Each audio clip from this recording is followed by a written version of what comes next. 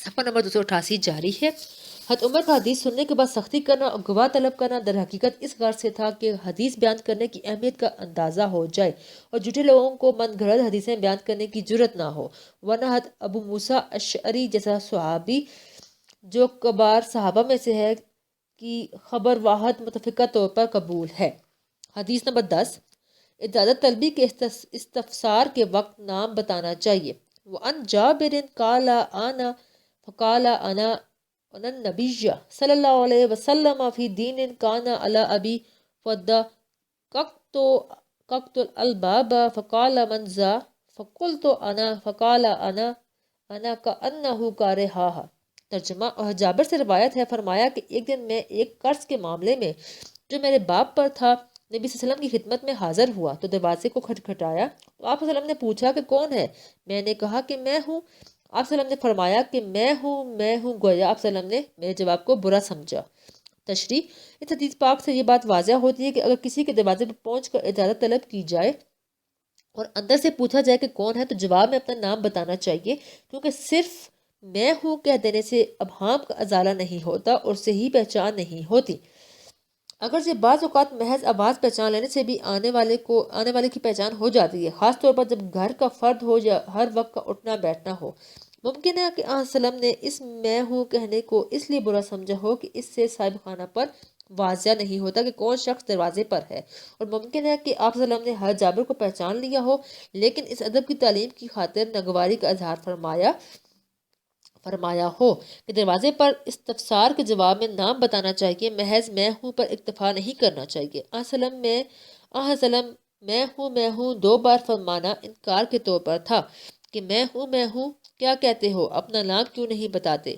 قرض کا وہ معاملہ جس سلسلے میں حضرت جابر علیہ السلام کی خدمت میں حاضر ہوئے تھے یہ تھا کہ ان کے والد حضرت عبداللہ انصاری غزوہ احد میں شہید ہو گئے تھے اور اپنے ذمہ کچھ قرض چھوڑ گئے تھے۔ جب قرض خواہوں نے قرض کی ادائیگی کے سلسلے میں تنگ کرنا شروع کیا تو وہ مدد چاہنے کے لیے آن کی خدمت میں حاضر ہوئے۔ اس وقت حضرت جابر کی ملکیت میں تھوڑی کھجوروں کے علاوہ کچھ نہیں تھا۔ اس موقع پر آپ صلی اللہ علیہ وسلم کا معجزہ ظاہر ہوا کہ ان تھوڑی سی کھجوروں میں برکت ہوئی، پورا قرض ادا ہو گیا اور اس کے بعد بھی وہ جوں کی توں باقی رہی۔ صفحہ نمبر 289، باب المصافحات والمعانقات، مصافحہ اور معانقہ کا بیان۔ مصافحہ کا مطلع ہے 2 آدمیوں کا باہم ایک دوسرے سے ہاتھ ملانا، اور معانقہ گردان میں ہاتھ ڈالنے کو کہتے ہیں، یعنی 2 آدمیوں کا باہم ایک دوسرے کو گلے لگانا۔ باہمی ملاقات کے وقت سلام کے ساتھ مصافحہ کرنا سنت ہے، اور مصافحہ کا طریقہ یہ ہے کہ ہتھیلی کو ہتھیلی پر رکھ کر ہاتھ ملائے۔ محض انگلیوں کے سروں کو پکڑنا مصافحہ کا ایسا طریقہ نہیں ہے جس کو بدعت کہا گیا ہے، نیز دونوں ہاتھوں سے مصافحہ کرنا چاہیے، محض ایک ہاتھ سے مصافحہ کرنا غیر مسنون ہے۔ یہ ملحوظ رہے کہ کسی خاص موقع پر یا کسی خاص تقریب کے وقت مصافحے کو ضروری سمجھنا غیر شرعی بات ہے، جیسا کہ رواج ہے کہ بعض لوگ عصر کی نماز یا جمعہ کی نماز کے بعد ایک دوسرے سے مصافحے کو ضروری سمجھتے ہیں۔ یہ بھی واضح رہے کہ جس کو دیکھنا حرام ہے اس کو چھونا بھی حرام ہے، بلکہ چھونے کی حرمت دیکھنے کی حرمت سے زیادہ سخت ہے، لہذا جن غیر محرم عورتوں کو دیکھنا حرام ہے ان سے ہاتھ ملانا بھی درست نہیں۔ معانقہ کے سلسلے میں مختلف احادیث منقول ہیں، بعض سے اجازت ثابت ہوتی ہے اور بعض سے ممانعت۔ تو احادیث کے اس باہمی اختلاف کو دور کرنے اور ان کے درمیان مطابقت پیدا کرنے کے لیے علماء نے لکھا ہے کہ جس معانقہ کا تعلق محبت و اکرام کے جذبے سے ہو اور اس کی وجہ سے کسی برائی میں مبتلا ہونے یا کسی شک و شبہ کے پیدا ہو جانے کا خوف نہ ہو تو وہ جائز ہے، اور جو معانقہ برے خیال اور جنسی جذبات کے تحت ہو یا جو بدگمانی کے سبب بن سکتا ہو وہ مکروہ اور ناجائز ہے۔ حدیث نمبر 11، مصافحہ مشروع ہے۔ ان قدادۃ قال قلت لانس اکانت المصافحات فی اصحاب رسول اللہ صلی اللہ علیہ وسلم قال نعم۔ ترجمہ، حضرت قدادہ سے روایت ہے، کہتے ہیں کہ میں نے حضرت انس سے دریافت کیا کہ کیا رسول اللہ صلی اللہ علیہ وسلم کے صحابہ کے ہاں آپس میں مصافحہ تھا؟ انہوں نے فرمایا کہ ہاں، روایت ہے بخاری کی۔ صفحہ نمبر 290، تشریح، حضرت قدادہ تابعی ہیں اور حضرت انس صحابی ہیں، حدیث پاک کا مفہوم واضح ہے۔ حدیث نمبر 12، مصافحہ کی فضیلت و برکت۔ عن البراء بن عازب قال قال النبی صلی اللہ علیہ وسلم ما من مسلمین یلتقیان فیتصافحان الا غفر لہما قبل ان یتفرقا۔ ترجمہ، روایت ہے برا بن عازب سے فرمایا، نبی صلی اللہ علیہ وسلم نے فرمایا ہے جب دو مسلمان آپس میں ملتے ہیں اور ایک دوسرے سے مصافحہ کرتے ہیں تو ان کے جدا ہونے سے پہلے اللہ ان کی بخشش فرما دیتا ہے۔ روایت کیا ہے، اس کو احمد ترمذی اور امام اور ابن ماجہ نے، اور ابو داؤد کی روایت میں یوں ہے کہ آن وسلم نے فرمایا کہ جب دو مسلمان ملیں آپس میں تو ایک دوسرے سے مصافحہ کریں اور اللہ تعالیٰ کی حمد کریں اور اس سے بخشش طلب کریں تو ان دونوں کو بخش دیا جاتا ہے۔ ترجمہ ترشی، متجبرہ حدیث سے مصافحہ کرنے کی فضیلت اور برکت واضح ہوتی ہے، اور وہ یہ کہ اللہ تعالیٰ ان دونوں مسلمانوں کی بخشش فرما دیتے ہیں جو آپس میں فراخ دلی سے ملتے ہیں اور ایک دوسرے سے مصافحہ کرتے ہیں، جس سے ان دونوں کے درمیان الفت و محبت کا اظہار ہوتا ہے۔ اسی لیے تو مسلمانوں کی آپس میں 3 دن سے زیادہ کشیدگی اور ناراضگی کو انتہائی ناپسندیدہ قرار دیا گیا ہے۔ حضرت عمر سے بھی ایک مرفوع روایت منقول ہے کہ آن صلی اللہ علیہ وسلم نے فرمایا کہ جب دو مسلمان ملتے ہیں اور ان میں سے ایک دوسرے کو سلام کرتا ہے تو ان میں سے وہ مسلمان اللہ تعالیٰ کے نزدیک زیادہ پسندیدہ ہوتا ہے جو کشادہ پیشانی اور بشاشت کے ساتھ اپنے دوسرے ساتھی سے ملتا ہے، اور پھر جب دونوں مصافحہ کرتے ہیں تو اللہ تعالیٰ ان پر 100 رحمتیں نازل فرماتا ہے، 90 رحمتیں تو اس پر جس نے پہل کی اور 10 رحمتیں اس پر جس سے مصافحہ کیا۔ باب القیام، کھڑے ہونے کا بیان۔ قیام کے لغوی معنی متلقن کھڑا ہونا ہے، جہاں اس سے مراد کسی کے لیے تعظیماً کھڑے ہونا ہے۔ اس سلسلے میں مختلف احادیث وارد ہیں جن کی بنا پر بعض علماء تعظیماً کھڑے ہونے کو مسنون جانتے ہیں اور بعض علماء ممانعت کی احادیث کی بنیاد مکروہ گرانتے ہیں، مگر اس میں درست بات یہی ہے کہ اگر ایسا کوئی شخص آئے جو علم و فضل اور بزرگی کا حامل ہو، نہ کہ دنیا داری اور مال دولت کے لحاظ سے، تو اس کی تعظیم و توقیر کے لیے کھڑے ہو جانا جائز ہے اور اس میں کوئی مذائقہ نہیں ہے۔ البتہ ایسے شخص کے آنے پر کھڑے ہونا جو نہ صرف یہ کہ اس اعزاز کا مستحق نہ ہو بلکہ اپنے آنے پر لوگوں کے کھڑے ہو جانے کی طلب و خواہش بھی رکھتا ہو تو مکروہ ہے۔ اس طرح بیجا خوشامد اور چاپلوسی کے طور پر کھڑے ہونا بھی مکروہ ہے۔ الغرض اہل تکبر کے طور طریقوں کی مخالفت اور ترک تکلف آن وسلم کے ہاں پسندیدہ تھا۔ صفحہ نمبر 291، حدیث نمبر 13، کسی کو اپنی جگہ سے اٹھا کر بیٹھنے کی ممانعت۔ وعن ابن عمر ان النبی صلی اللہ علیہ وسلم قال لا یقیم الرجل الرجل من مجلسه ثم یجلس فیہ ولکن تفسحوا وتوسعوا۔ ترجمہ، حضرت ابن عمر سے روایت ہے کہ نبی صلی اللہ علیہ وسلم نے فرمایا ہے کہ کوئی شخص کسی دوسرے شخص کو اپنی جگہ سے نہ اٹھائے تاکہ پھر وہاں خود بیٹھ جائے، بلکہ جگہ کو کشادہ رکھو اور وسعت پیدا کرو، یعنی آنے والے کو جگہ دو۔ تشریح، مندرجہ بالا حدیث میں آداب مجلس کی تعلیم دی گئی ہے کہ مجلس میں اتنی تنگی نہ رکھا کرو کہ آنے والے کو جگہ نہ ملے اور دوسرے کو اٹھانے کی حاجت پڑے، بلکہ مجالس میں کشیدگی اور وسعت اختیار کرنی چاہیے کہ آنے والے کو بھی بغیر کسی کے اٹھے جگہ مل جایا کرے۔ نیز حدیث پاک میں کسی کو اٹھا کر وہاں خود بیٹھنے سے منع فرمایا گیا ہے، جس کا مطلب یہ ہے کہ اگر کوئی شخص کسی ایسی جگہ پہلے پہنچ کر بیٹھ جائے جو کسی کے لیے مخصوص نہیں ہے تو اس جگہ بیٹھنے کا وہی حقدار ہوگا اور کسی دوسرے شخص کے لیے جائز نہ ہوگا کہ وہ اس کو اٹھا کر وہاں خود بیٹھ جائے۔ بعض لوگ مجالس میں دیر سے آتے ہیں اور گردنیں پھلانگ کر آگے بڑھنے کی کوشش کرتے ہیں، یہ بری عادت ہے اور تکبر کی علامت ہے۔ حدیث نمبر 14، مجلس میں جگہ کی حقداری۔ وَأَنْ أَبِي هُرَيْرَةَ أَنَّ رَسُولَ اللَّهِ صَلَّى اللَّهُ عَلَيْهِ وَسَلَّمَ قَالَ مَنْ قَامَ مِنْ مَجْلِسِهِ ثُمَّ رَجَعَ عَلَيْهِ فَهُوَ أَحَقُّ بِهِ۔ ترجمہ، حضرت ابو ہریرہ سے روایت ہے کہ رسول اللہ صلی اللہ علیہ وسلم نے فرمایا ہے کہ جو شخص اپنی جگہ سے اٹھ کر جائے اور پھر وہاں واپس آئے تو اس جگہ کا زیادہ حقدار وہی ہوگا۔ تشریح، حدیث پاک مجلس میں جگہ کی حقداری سے متعلق ہے۔ علماء نے لکھا ہے کہ یہ حکم اس صورت میں ہے جب وہ شخص اپنی جگہ سے جلد ہی واپس آنے کے ارادے سے اٹھا ہو، اور دوسری حدیث سے واضح ہے کہ اس میں بھی مسنون طریقہ یہ ہے کہ جب جلد واپس آنے کے ارادے سے تھوڑی دیر کے لیے اپنی جگہ سے اٹھے تو کوئی چیز یعنی چادر وغیرہ اپنی جگہ پر چھوڑ جائے۔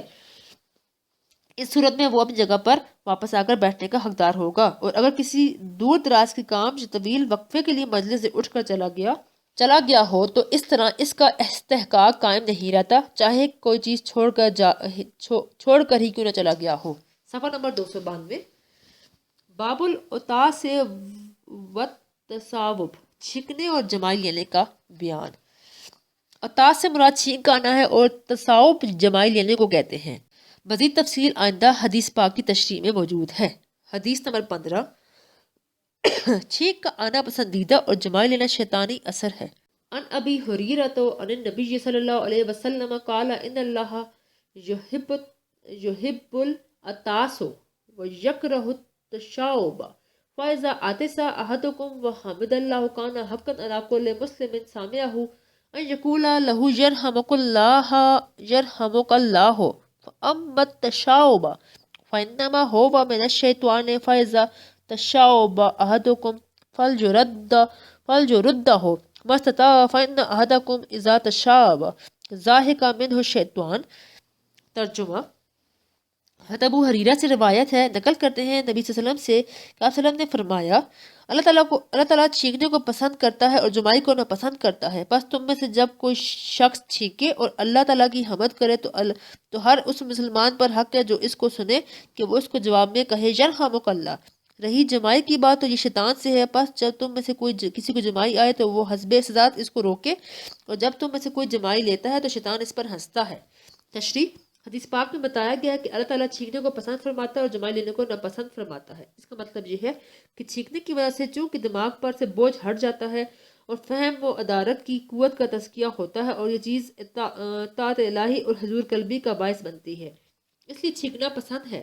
اس کے برخلاف جمائی کا آنا طبیعت کے بھاری پن اور حواس کی کدورت کی وجہ سے ہوتا ہے، جو کہ غفلت و سستی، بد فہمی اور طاعت و عبادت میں عدم نشاط کا باعث بنتی ہے۔ اس لیے شیطان کی خوشی کا ذریعہ ہے اور اسی وجہ سے اس کو شیطانی اثر قرار دیا گیا ہے۔ چونکہ چھینک دراصل دماغ کی صحت و صفائی اور مزاج میں نشاط و توانائی کی علامت ہوتی ہے، چونکہ تندرستی کے اعتبار سے اللہ تعالیٰ کی ایک بہت بڑی نعمت ہے، اس لیے چھینکنے والے پر لازم ہے کہ وہ اس نعمت پر اللہ کی حمد بیان کرے، اور علماء نے لکھا ہے کہ اس وقت یہ کلمات کہنا زیادہ بہتر ہے، الحمدللہ علی کل حال۔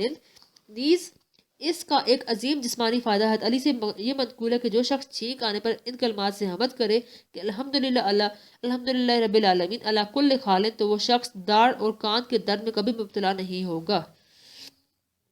صفحہ نمبر 293، جب چھینک آنے پر چھینکنے والا الحمدللہ کہتا ہے تو ہر سننے والے مسلمان پر فرض ہے کہ وہ جواب میں یرحمک اللہ کہے، البتہ یہ فرض کفایہ ہے، اور اگر چھینکنے والا الحمدللہ نہ کہے تو وہ اس جواب کا بھی مستحق نہیں ہوگا۔ دوسری حدیث پاک میں ہے کہ جب دوسرے لوگ اس کو یرحمک اللہ جواب میں کہہ دیں تو پھر اس پر لازم ہے کہ یہ جواب میں یہدیکم اللہ و یصلح بالکم کہے۔ بہرحال چھینکنے والے کو حمد کے جواب میں یرحمک اللہ کہنا واجب و الکفایہ ہے، اس کو اصطلاح میں تشمیت کہا جاتا ہے۔ حدیث نمبر 16، جمائی کے وقت منہ پر ہاتھ رکھنا۔ وان ابی سعید الخدری ان رسول اللہ صلی اللہ علیہ وسلم قال اذا تشاء احدکم فلیمسک بیدہ علی فمہ فإن الشیطان یدخل۔ ترجمہ، اور ابو سعید خدری سے روایت ہے کہ رسول اللہ صلی اللہ علیہ وسلم نے فرمایا، جب تم میں سے کسی شخص کو جمائی آئے تو اپنا ہاتھ اپنے منہ پر رکھ لے، کیونکہ شیطان اس میں گھستا ہے۔ روایت کیا ہے اس کو مسلم نے۔ تشریح، اس سے پہلی حدیث پاک میں بتایا گیا ہے کہ جمائی آنا شیطانی اثر ہے اور اس پر شیطان ہنستا ہے، یعنی خوش ہوتا ہے کہ انسان میرے اثر میں آ گیا۔ اس حدیث میں بتایا گیا ہے کہ جب کوئی شخص جمائی لینے کے لیے منہ کھولتا ہے تو چاہیے کہ اپنا ہاتھ اپنے منہ پر رکھ لے، کیونکہ اس طرح شیطان کو داخل ہونے کا موقع ملتا ہے۔ یا تو حقیقتاً داخل ہو جانا مراد ہے، یا اس کا مطلب یہ ہوگا کہ شیطان اس پر اثر انداز ہونے اور اس کو وسواس اور اوہام میں مبتلا کرنے پر قادر ہو جاتا ہے۔ باب الاسامی، اسما کا بیان۔ اسامی جمع ہے اسم کی، اسم کے معنی میں نام۔ اس بات میں ان احادیث کا ذکر ہے جو ناموں سے متعلق ہیں کہ کس طرح کے نام رکھنے چاہیے، کن ناموں سے پکارنا چاہیے، کون سے نام اچھے اور کون سے نام برے ہیں۔ صفحہ نمبر 294، حدیث نمبر 17، وسلم کی کنیت رکھنے کی ممانعت۔ ان انس قال کان النبی صلی اللہ علیہ وسلم فی السوق فقال رجل جاء ابا القاسم فالتفت علیہ النبی صلی اللہ علیہ وسلم فقال انما دعوت هذا فقال النبی صلی اللہ علیہ وسلم سموا باسمی ولا تقنطوا بکنجتی۔ ترجمہ، حضرت انس سے روایت ہے، فرمایا کہ ایک دن نبی صلی اللہ علیہ وسلم بازار میں تھے تو ایک شخص نے کہا اے ابو القاسم، تو نبی صلی اللہ علیہ وسلم اس شخص کی طرف متوجہ ہوئے تو اس نے کہا کہ میں نے اس دوسرے شخص کو پکارا ہے۔ تو نبی صلی اللہ علیہ وسلم نے فرمایا کہ تم میرے نام پر نام رکھ لو تو رکھ لو، لیکن میری کنیت پر کنیت مقرر نہ کرو۔ تشریح: کنیت اس نام کو کہتے ہیں جو باپ، بیٹا، بیٹی یا ماں کے متعلق سے بولا جائے، جیسے ابو فلاں یا ابن فلاں وغیرہ، یا کسی خاص صفت کے حوالے سے مشہور و متعارف ہو جائے، جیسے ابو الفضل فضل والا، ابو الخیر خیر والا۔ نبی کریم صلی اللہ علیہ وسلم کی کنیت ابو القاسم تھی، یہ اس حوالے سے کہ آپ صلی اللہ علیہ وسلم کے بیٹے کا نام قاسم تھا، یہ اس حوالے سے کہ آپ صلی اللہ علیہ وسلم میں قاسمیت کی صفت بدرجہ اتم موجود تھی۔ آپ صلی اللہ علیہ وسلم دینی اور دنیاوی امور و دولت کو تقسیم کرنے والے تھے۔ حدیث مندرجہ بالا میں نبی کریم صلی اللہ علیہ وسلم کے نام پر نام رکھنے کی تو اجازت دی گئی ہے، لیکن آپ صلی اللہ علیہ وسلم کی کنیت پر کنیت رکھنے کی مانعت کر دی گئی ہے، جبکہ دوسری حدیث میں اس کی وجہ بھی بتا دی گئی ہے اور فرمایا کہ انما جو تو قاسم اقسم بینکم، مجھے بے شک تقسیم کنندہ بنایا گیا ہے، تمہارے درمیان تقسیم کرتا ہوں، یعنی جس علم و حکمت، دینی احکام و مسائل اور دنیاوی مال و دولت پر مجھے قاسم بنایا گیا ہے، میں وہ مسلمانوں میں تقسیم کرتا ہوں، اور نیکوکاروں کو جنت کی بشارت دیتا ہوں اور بدکاروں کو دوزخ سے ڈراتا ہوں، اور چونکہ یہ صرف میرے علاوہ تم میں سے کسی میں بھی نہیں، اس لیے میرے نام پر نام رکھ سکتے ہو، لیکن میری کنیت پر کنیت رکھنے کی تم مجاز نہیں۔ کیا آن صلی اللہ علیہ وسلم کی وصال کے بعد آپ صلی اللہ علیہ وسلم کی کنیت اختیار کرنا جائز ہے یا نہیں؟ اس سلسلے میں بہت سے اقوال ہیں، لیکن درست قول یہی ہے کہ آپ کا نام رکھنا تو جائز بلکہ مستحب ہے، لیکن کنیت اختیار کرنا ممنوع ہے۔ اس طرح نام اور کنیت دونوں کو جمع کرنا بطریق اولا ممنوع ہے۔ صفحہ نمبر 295، حدیث نمبر 18۔ پسندیدہ نام عبداللہ اور عبد الرحمن ہے۔ وعن ابن عمر قال قال رسول اللہ صلی اللہ علیہ وسلم ان احب اسمائکم للہ عبداللہ و عبد الرحمن۔ ترجمہ: ابن عمر سے روایت ہے، کہتے ہیں کہ رسول اللہ صلی اللہ علیہ وسلم نے فرمایا، بے شک تمہارے ناموں میں سب سے زیادہ پسندیدہ نام اللہ تعالیٰ کے نزدیک عبداللہ اور عبد الرحمن ہیں۔ تشریح: اس حدیث پاک میں عبداللہ اور عبد الرحمن ناموں کو اللہ تعالیٰ کے یہاں پسندیدہ نام بتائے گئے ہیں، کیونکہ ان دونوں ناموں میں سے اللہ تعالیٰ کی عبودیت کا اظہار ہوتا ہے۔ ان کے معنی ہیں اللہ کا بندہ، رحمان کا بندہ۔ البتہ یہ ایک واضح حقیقت ہے کہ انبیاء علیہ السلام اللہ تعالیٰ کے محبوب اور مقبول بندے تھے، اور سید الرسل حضرت محمد صلی اللہ علیہ وسلم تو اللہ تعالیٰ کے محبوب ترین بندے تھے۔ بنائے بری انبیاء علیہ السلام کے ناموں پر نام رکھنا یا آن وسلم کے نام پر نام رکھنا اللہ کے یہاں زیادہ پسندیدہ ہوگا۔ اس لیے بعض علماء نے کہا ہے کہ اس ارشاد گرامی سے مراد ہے کہ یہ دونوں نام عبداللہ اور عبد الرحمن انبیاء علیہ السلام کے ناموں کے بعد اور خصوصاً آن وسلم کے نام کے بعد دوسرے ناموں میں سے سب زیادہ پسندیدہ ہیں۔ حدیث نمبر 19، چند ممنوع نام۔ وعن سمرۃ بن جندب قال قال رسول اللہ صلی اللہ علیہ وسلم لا تسمین غلامک جسارا ولا رباحا ولا نجیحا ولا افلحا فانک تقول اسم ہوا فلا یکون فیقول لا فی رواجت لہو قال لا تسمی غلامک رباحا ولا جسارا ولا افلحا ولا نافعا۔ ترجمہ: سمرہ بن جندب سے روایت ہے، کہتے ہیں کہ رسول اللہ صلی اللہ علیہ وسلم نے فرمایا، اپنے غلام کا نام جسار مت رکھو، اور نہ رباح اور نہ نبیح اور نہ افلح۔ جب تو کہے کہ کیا وہ وہاں ہے اور وہ نہ ہو تو جواب دینے والا کہے گا کہ نہیں۔ اس کو مسلم نے روایت کیا ہے، اور اس کی ایک روایت میں ہے کہ آپ صلی اللہ علیہ وسلم نے فرمایا، اپنے غلام کا نام ربا مت رکھو، اور نہ جسار اور نہ افلح اور نہ نافع۔ تشریح: حدیث پاک میں بطور مثال چند نام بتا کر فرمایا گیا ہے کہ اس قسم کے نام مت رکھو۔ یہ ممانعت تنزیہی ہے، یعنی مناسب نہیں ہے کہ اس قسم کے نام رکھے جائیں۔ جسر سے ماخوذ ہے جس کے معنی فراخی اور تونگری کے ہیں۔ رب سے ماخوذ ہے جس کے معنی فراخی اور تونگری کے ہیں۔ صفحہ نمبر 296۔ نجح سے ماخذ ہے جس کے معنی فتح مندی، مطلب یابی اور کامیابی کے ہیں۔ فلاح سے ماخوذ ہے جس کے معنی فلاح یافتہ یا کامیابی اور نجات کے ہیں۔ نفع سے ماخذ ہے جس کے معنی فائدے کے ہیں۔ ان ناموں کی طرح نام رکھنے کی ممانعت اس وجہ سے ہے کہ مثال کے طور پر اگر کسی شخص نے جسار نام رکھا اور کسی وقت گھر والوں سے پوچھا جائے کہ یہاں جسار ہے اور گھر سے جواب ملے کہ جسار نہیں ہے، تو اگرچہ اس صورت میں اس شخص کی متعین ذات مراد ہے، مگر لفظ جسار کے حقیقی معنی کے اعتبار سے مفہوم یہ ہوگا کہ گھر میں فراخی اور تونگری نہیں ہے، جو کہ بری بات ہے اور اس طرح کہنا مناسب نہیں ہے۔ اسی طرح دوسرے الفاظ بھی ہیں یا وہ دوسرے تمام نام جو ان جیسے معنی رکھتے ہوں۔ حدیث نمبر 20، ایسا نام رکھنے کی ممانعت جس سے نفس کی تعریف ہو۔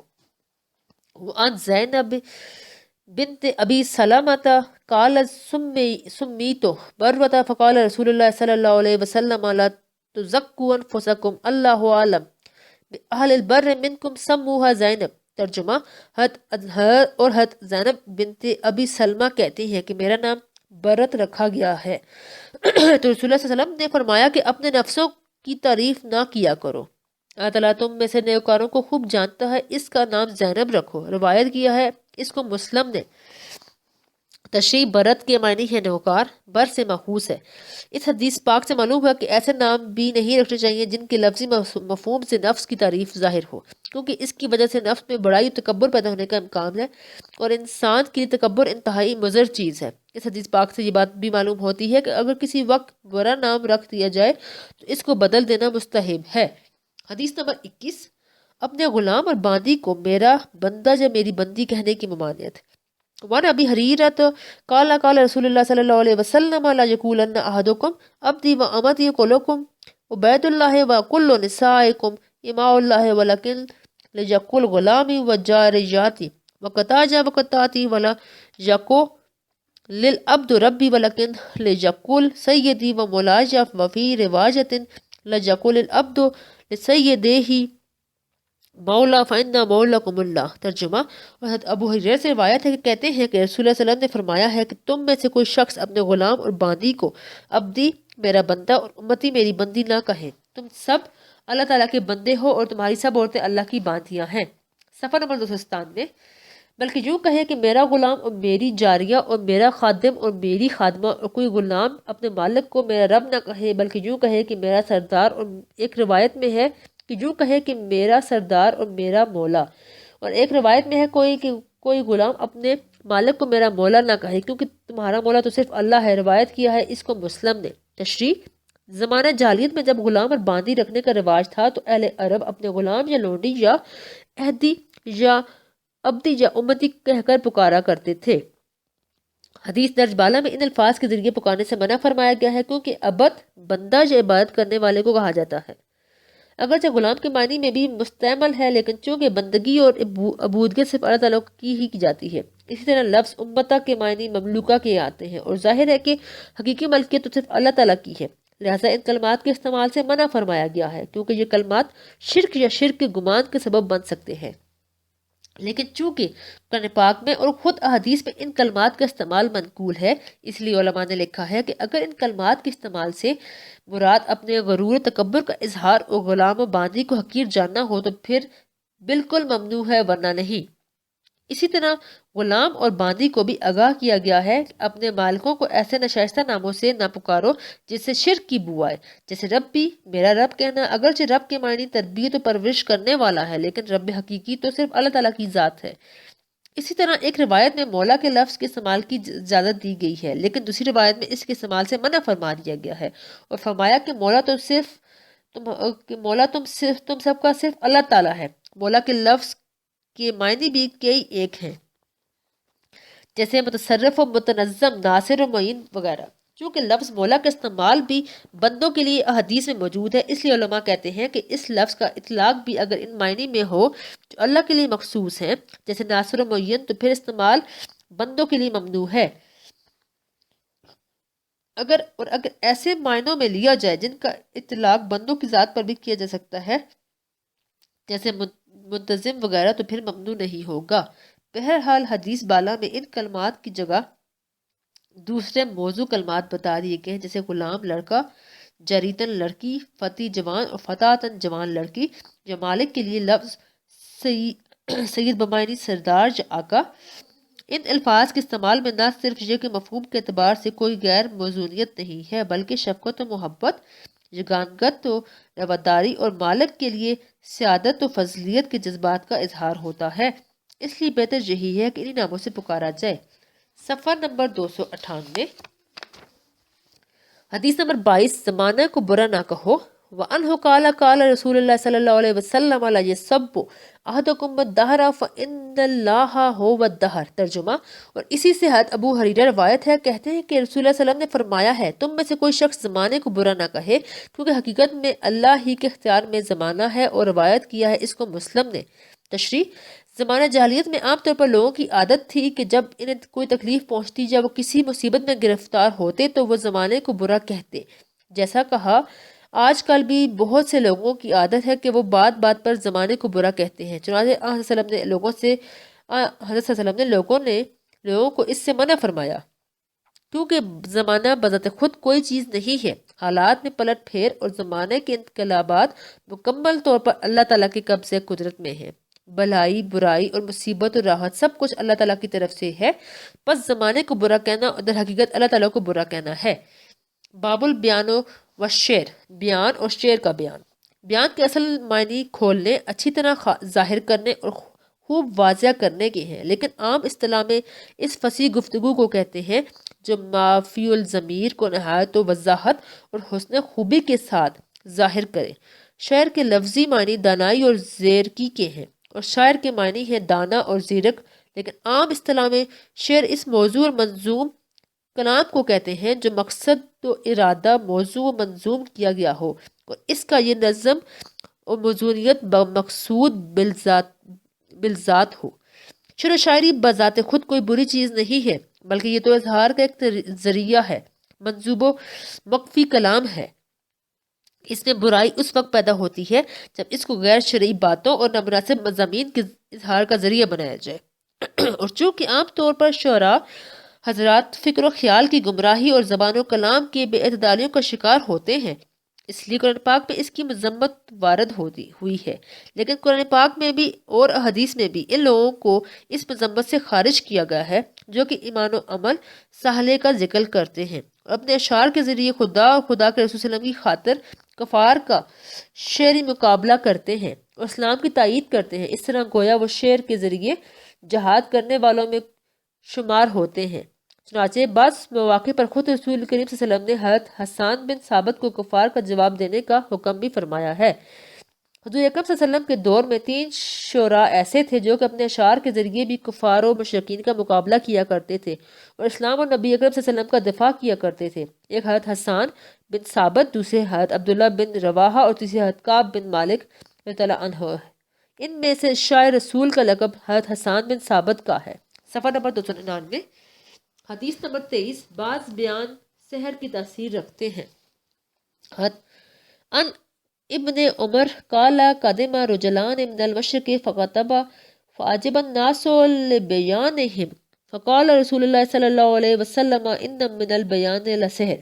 ترجمہ، حضرت ابن عمر سے روایت ہے، کہتے ہیں کہ ایک دن مشترکی علاقے سے 2 آدمی آئے اور انہوں نے گفتگو کی تو لوگوں نے ان کے بیان فصیح و بلیغ گفتگو پر تعجب کا اظہار کیا تو رسول صلی اللہ علیہ وسلم نے فرمایا بلا شبہ بعض بیان سحر کا اثر رکھتے ہیں۔ روایت ہے بخاری کی۔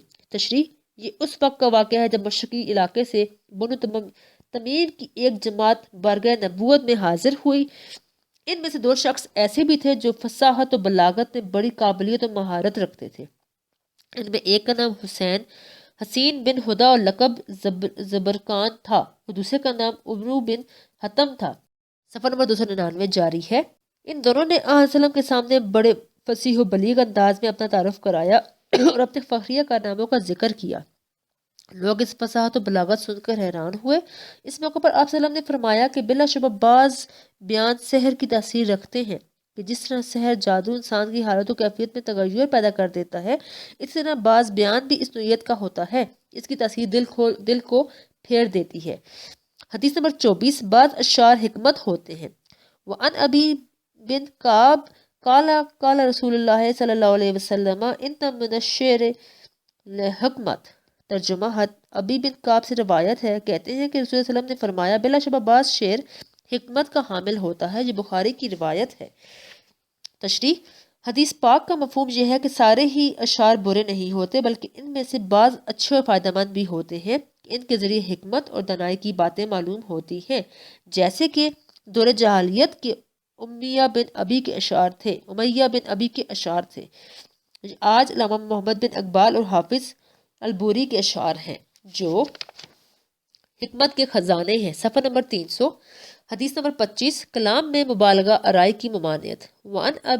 ان ابن مسعود قال قال رسول اللہ صلی اللہ علیہ وسلم حلق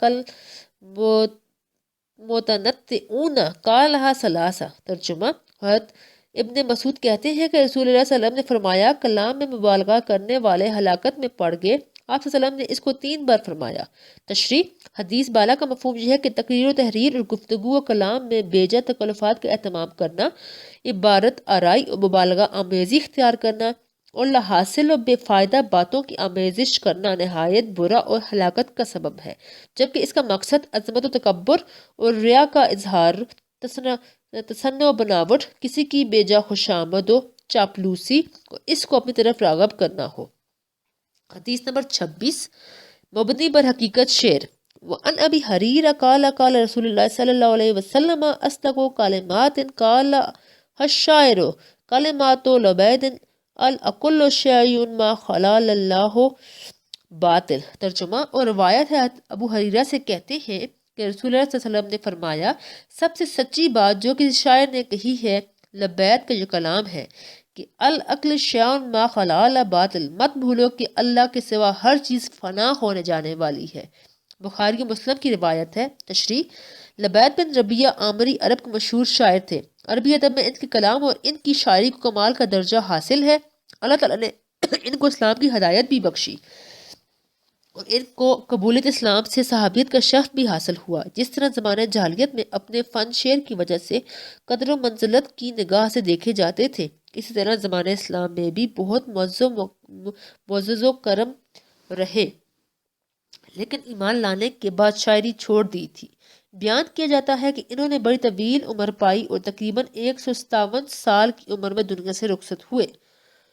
اور حضرت صلی اللہ علیہ وسلم نے جس شعر کی تعریف فرمائی وہ پورا شعر یوں ہے: العقل شیء ما خلا لہ باطل وقل نعیم لا محال لہ التزائل۔ مت بھولو اللہ کے سوا ہر چیز فنا ہو جانے والی ہے اور دنیا کی ہر نعمت آخر کار زائل ہونی ہے۔ صفحہ نمبر 301، حدیث نمبر 27، علم و حکمت کے حامل اشعار سننا مسنون ہیں۔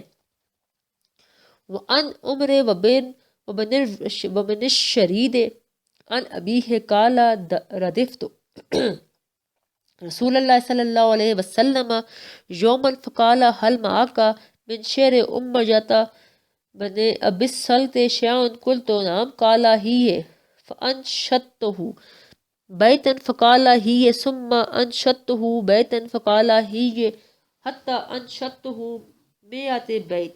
ترجمہ، عمر بن شریر اپنے والد سے روایت کرتے ہیں کہ انہوں نے کہا کہ ایک دن میں رسول اللہ صلی اللہ علیہ وسلم کے پیچھے آپ صلی اللہ علیہ وسلم کی سواری پر بیٹھا ہوا تھا کہ آپ صلی اللہ علیہ وسلم نے مجھ سے فرمایا کہ تمہارے پاس امیہ بن ابی سلطے کے کچھ اشعار ہیں؟ میں نے عرض کیا کہ ہاں۔ آپ صلی اللہ علیہ وسلم نے فرمایا کہ سناؤ، تو آپ صلی اللہ علیہ وسلم کو میں نے ایک شعر سنایا۔ آپ صلی اللہ علیہ وسلم نے فرمایا کہ سناؤ، میں نے پھر آپ صلی اللہ علیہ وسلم کو ایک شعر سنایا۔ آپ نے فرمایا کہ سناؤ، یہاں تک کہ میں نے آپ صلی اللہ علیہ وسلم کو 100 اشعار سنائے۔ تشریح، مندرجہ بالا احادیث سے یہ ثابت ہوتا ہے کہ جو اشعار علم و حکمت اور پند و نصاحت کی باتوں پر مشتمل ہوں ان کو سننا مسنون ہے، اگر جن اشعار کو کہنے والا کوئی کافر و فاسق ہی کیوں نہ ہو۔ امیہ بن ابی سلطے عرب کا ایک مشہور و باکمال شاعر تھا۔ اس کا تعلق قبیلہ بنو ثقیف سے تھا۔ کہا جاتا ہے کہ عہد جاہلیت میں اس کا اہل کتاب کے پاس آنا جانا رہتا تھا، ان سے دینداری کی باتیں کرتا، آخرت اور قیامت پر بھی عقیدہ رکھتا تھا، اور اس کے اشعار علم و حکمت اور پند و نصاحت سے پر ہوتے تھے۔ یہ اہل کتاب سے ان بشارتوں اور پیش گوئیوں کے بارے میں بھی دریافت کرتا رہتا جو نبی اکرم آخر الزمان صلی اللہ علیہ وسلم کی بعثت سے متعلق تھی۔ اسی طرح اس کو بڑی شدت سے آرزو تھی کہ کاش میں ان کا زمانہ پاؤں، لیکن جب آپ صلی اللہ علیہ وسلم کی بعثت ہوئی تو اپنی باتوں سے پھر گیا اور بغض و عناد اور شقاوت کی راہ اختیار کر لی، اور اس کی عناد کی وجہ کے بارے میں یہ بھی بیان کیا جاتا ہے کہ اس کو اہل کتاب کی بشارتوں اور پیشگوئیوں کے بارے میں یہ خیال تھا کہ وہ نبوت مجھے ملے گی، لیکن جب پتہ چلا کہ وہ بنی قریش میں سے ہوں گے اور ان کو آپ صلی اللہ علیہ وسلم کی صفات معلوم ہوئی تو حسد و عناد میں مبتلا ہو گیا۔ رسول اکرم صلی اللہ علیہ وسلم نے ایک دفعہ ان کے اشعار سننے پر فرمایا کہ اس کی زبان مومن ہے لیکن دل کافر، یعنی اسلام نہیں لائے۔ حدیث نمبر 28 وسلم کا ایک رجزیہ شعر وَأَن جُندُبٍ أَنَّ النَّبِيَّ صلی اللہ علیہ وسلم كان في بعض المشاهد وقد دمجت إصبعه فقال هل أنت إلا إصبع دمجت وفي سبيل الله ما لقيت۔ ترجمہ۔ اور حضرت جندب سے روایت ہے کہ نبی صلی اللہ علیہ وسلم ایک مارکے میں تھے اور آپ صلی اللہ علیہ وسلم کی انگلی زخمی ہو کر خون آلود ہو گئی، تو آپ صلی اللہ علیہ وسلم نے فرمایا کہ تو انگلی ہی تو ہے جو خون آلود ہو گئی ہے، یہ جو کچھ ہوا ہے اللہ کی راہ میں ہوا ہے۔ بخاری و مسلم کی روایت ہے۔ صفحہ نمبر 302 تشریح۔ حدیث پاک کا مفہوم یہ ہے کہ جب آپ صلی اللہ علیہ وسلم غزوہ احد میں شریک تھے تو آپ صلی اللہ علیہ وسلم کی انگلی مبارک زخمی ہو گئی، تو اس پر آپ صلی اللہ علیہ وسلم نے اس زخمی انگلی کو مخاطب کر کے فرمایا کہ تو ایک معمولی انگلی ہے اور تجھے جو تکلیف پہنچی ہے یہ کوئی اتنی بڑی تکلیف نہیں، اور پھر یہ بھی ضائع نہیں جائے گی بلکہ اس پر بھی اللہ کی طرف سے اجر ملے گا کیونکہ یہ اللہ کی راہ میں تجھے پہنچی ہے۔ اس ارشاد کے ذریعے گویا ایک طرح سے امت کو یہ تلقین ہے کہ اگر کسی مسلمان کو اللہ کی راہ میں کوئی معمولی سی تکلیف بھی پہنچے تو اس پر صبر کرنا چاہیے اور شکر ادا کرنا چاہیے کہ اللہ کا عطا کردہ جسم و بدن اس کی راہ میں استعمال ہوا۔ حدیث نمبر 29 شاعر رسول اللہ صلی اللہ علیہ وسلم حضرت حسان کی فضیلت وَأَنِ الْبَرَائِ قال النبی صلی اللہ علیہ وسلم یوم قریظۃ لحسان بن ثابت حج المشرکین فإن جبریل معک وکان رسول اللہ صلی اللہ علیہ وسلم لحسان عجب انی اللہم ایدہ بروح القدس۔ ترجمہ۔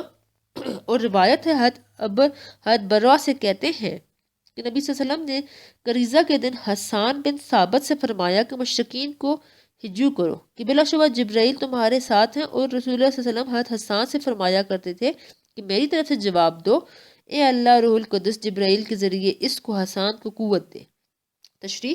یہودی کے ایک قبیلے کا نام بنو قریظہ تھا جو مدینہ منورہ کے ایک کنارے پر آباد تھا۔ ان کے ساتھ نبی کریم صلی اللہ علیہ وسلم کا معاہدہ تھا۔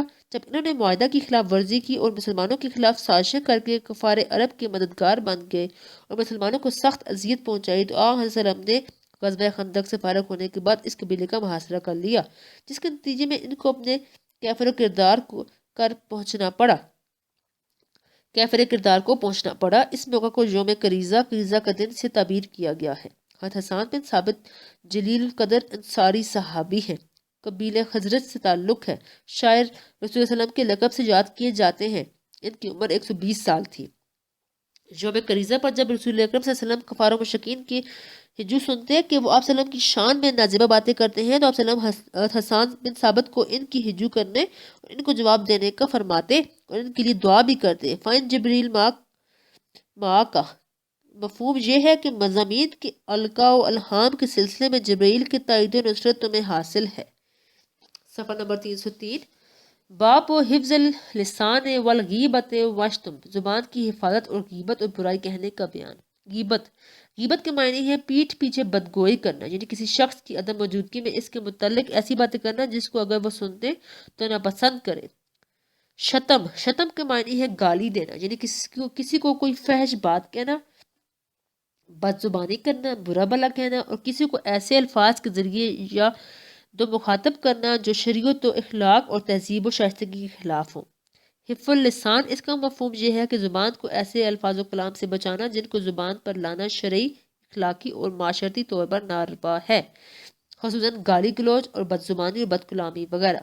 حدیث نمبر 30 زبان و شرمگاہ کی حفاظت کرنے والے کو جنت کی بشارت۔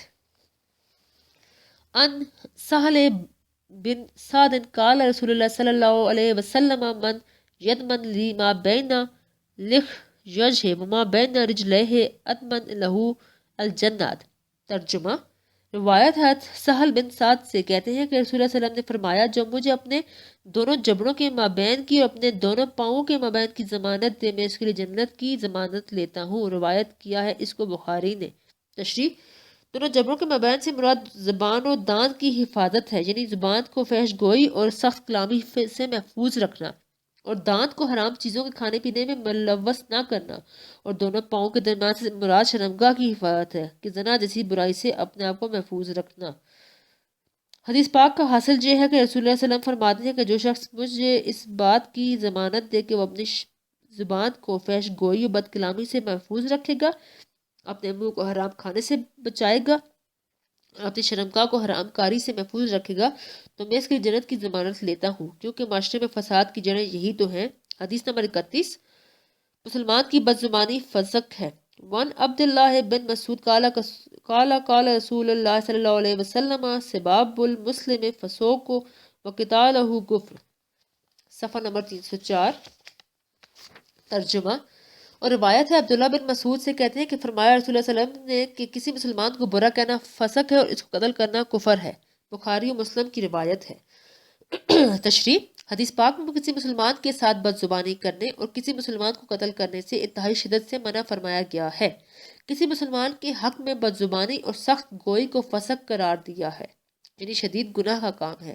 اسی طرح کسی مسلمان کو قتل کرنے کو کفر کہا گیا ہے، یعنی یہ کفر کا کام ہے۔ اگر صرف اسی وجہ سے قتل کر دے کہ یہ مسلمان ہے تو یہ یقیناً کفر ہے، اگر کسی اور وجہ سے قتل کر دے تو یہ کفر کا کام ہوا اور کمال اسلام کی نفی لازم آئے گی اور سنگین جرم گنا جائے گا۔ دراصل مسلمانوں کا آپس میں ایک دوسرے کو گالی گلوچ ان کے باہمی اتحاد کے نفی کرتا ہے اور اس سے اختلاف کی خلیج وسیع ہوتی ہے، اور اگر نوبت مار پیٹ اور جنگ تک آئے تو اسلام کی آبرو، عزت اور تقدس کو خاک میں ملانے کے مترادف ہے۔ حدیث نمبر 32، وَأَنْ أَنَسٍ وَأَبِي هُرَيْرَةَ أَنَّ رسول اللہ صلی اللہ علیہ وسلم قال المسبان ما قال فعل البادی ما لم يعتدل مظلوم۔ ترجمہ، اور حضرت انس اور ابو ہریرہ سے روایت ہے کہ رسول اللہ صلی اللہ علیہ وسلم نے فرمایا، دو گالی گلوچ کرنے والوں نے جو کچھ کہا تو اس کا گناہ پہل کرنے والے پر ہوگا جب تک یہ مظلوم تجاوز نہ کرے۔ یہ مسلم کی روایت ہے۔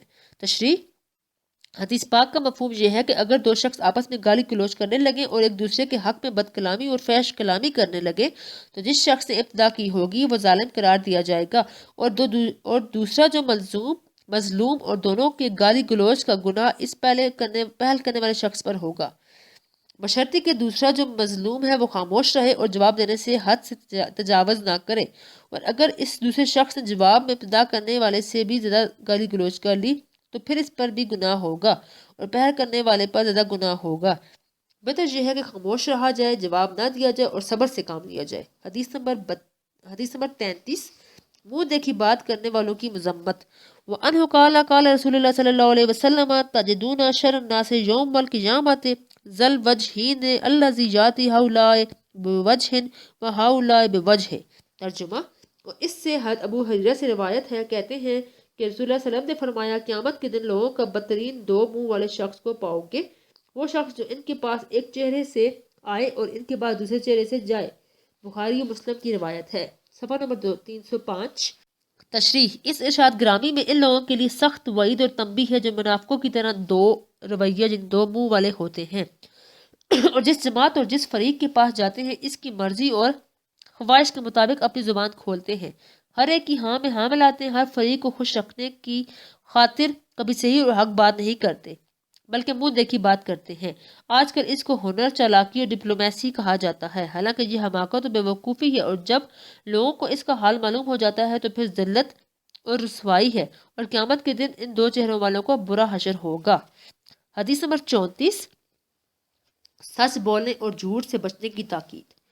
وعن عبداللہ بن مسعود قال رسول اللہ صلی اللہ علیہ وسلم علیکم بالصدق فإن الصدق يهدي إلى البر وإن البر يهدي إلى الجنة وما يزال الرجل يصدق يتحرى الصدق حتى يكتب عند الله صديقا وإياكم والكاذب فإن الكاذب يهدي إلى الفجور وإن الفجور يهدي إلى النار وما يزال الرجل يكذب يتحرى الكاذب حتى يكتب عند الله كذبا، متفق علیہ۔ وفی روایت لمسلم قال ان الصدق بر وان البر يهدي الى الجنة وان الكذب فجور وان الفجور يهدي الى النار۔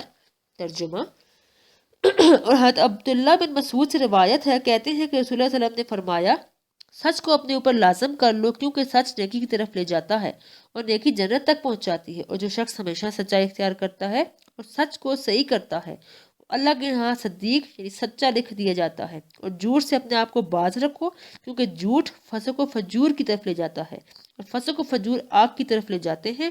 اور جو شخص ہمیشہ جھوٹ بولتا ہے اور جھوٹ کی صحیح کرتا ہے وہ اللہ کے ہاں کذاب یعنی بڑا جھوٹا لکھ دیا جاتا ہے۔ بخاری و مسلم کی روایات ہیں، اور مسلم کی ایک روایت میں ہے کہ آپ صلی اللہ علیہ وسلم نے فرمایا، بلا شبہ سچ نیکی ہے اور نیکی جنت کی طرف لے جاتی، اور جھوٹ فسق و فجور ہے اور فسق و فجور آگ کی طرف لے جاتی ہے۔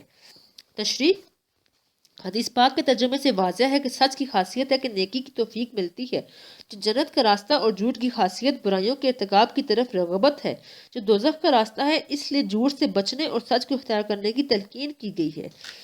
سچ یا صدق کا تعلق دل و زبان اور عمل تینوں سے ہے، اور یہ ایک دوسرے کو لازم و ملزوم ہے۔ نمبر 1، دل کی سچائی، صفحہ نمبر 306۔ اس سے مراد یہ ہے کہ آدمی کا دل صاف ہو، وہ جب کسی چیز کا ارادہ کرے تو اس میں کوئی جھوٹ نہ ہو، اللہ اور اس کے رسول صلی اللہ علیہ وسلم پر پورے خلوص سے ایمان رکھتا ہو، دوسروں سے تعلقات دیانت اور خلوص پر مبنی ہو۔ نمبر 2، زبان کی سچائی۔ اس سے مراد یہ ہے کہ حق بات کے اظہار میں کوئی جھجک نہ ہو، جب کسی معاملے میں کوئی شہادت دینی ہو تو سچ ادا کی جائے، اس میں جھوٹ کو قطعاً کوئی دخل نہ ہو، جھوٹی قسم سے مکمل طور پر بچا جائے۔ نمبر 3، عمل کی سچائی۔ اس سے مراد یہ ہے کہ انسان جس نیک کام کا ارادہ کرے اسے پوری دیانتداری سے بجا لانے کی کوشش کرے، کسی قسم کا دکھلاوا نہ کرے، اور اطاعت الہی اور اطاعت رسول صلی اللہ علیہ وسلم پر پوری طرح کاربند ہو۔ جب انسان دل، زبان اور عمل سے سچا ہو تو وہ لامحالہ نیک ہو کر رہے گا۔ اس لیے مندرجہ بالا حدیث میں ہے کہ صدق نیکی کی طرف لے جاتا ہے، اور نیکی کا ثواب جنت ہے۔ آدمی جو صدق پر کاربند ہو جاتا ہے اس کا ذوق اور بڑھتا ہے، اور آخر صداقت کے انتہائی مرتبے پر پہنچ جاتا ہے۔ ایسے شخص کو اللہ کے ہاں صدیق کا لقب ملتا ہے۔ صدق کے مقابلے میں کذب ہے۔ جس طرح صدق یعنی سچائی بہت بڑی خوبی ہے، اسی طرح کذب یعنی جھوٹ نہایت ہی کبھی برائی ہے۔ جھوٹا آدمی ہر قسم کے گناہ میں ملوث ہو جاتا ہے اور بالآخر دوزخ کا مستحق ہو جاتا ہے۔ اگر ہنسی مذاق میں بھی جھوٹ بولا جائے تو بالآخر سنجیدہ جھوٹ میں بھی مبتلا ہو جاتا ہے اور بڑھتے بڑھتے کذاب بن جاتا ہے۔ اس لیے ادنیٰ ترین جھوٹ سے بھی بچنا چاہیے۔ حتیٰ یکتب عند اللہ صدیقاً، صدیق لکھے جانے کا مطلب یہ ہے کہ وہ مقام صدیقیت پر فائز کر دیا جاتا ہے اور اس کے اجر و ثواب کا مستحق گردانا جاتا ہے۔ یہ مطلب یہ ہے کہ وہ اللہ کے ہاں صدیق بن جاتا ہے، اور اللہ لوگوں کے دلوں پر اس شخص کا لقب صدیق القا کرتا ہے، جس سے وہ لوگوں میں سچا صادق سمجھا جاتا ہے اور انتہائی معزز و مکرم سمجھا جاتا ہے۔ اسی طرح کذاب لکھے جانے کا مطلب یہ ہے کہ وہ اللہ کے ہاں سب سے بڑا جھوٹا فیصلہ کر دیا جاتا ہے اور جھوٹوں کی سزا اس کے لیے مقرر کر دی جاتی ہے۔ یہ مطلب یہ ہے کہ اللہ تعالیٰ ایسے شخص کو لوگوں کے دلوں میں جھوٹا القا کر دیتا ہے، اس طرح جھوٹا مشہور ہو کر لوگوں کی نظروں سے گر جاتا ہے اور ہر شخص کے لیے قابل نفرت بن جاتا ہے۔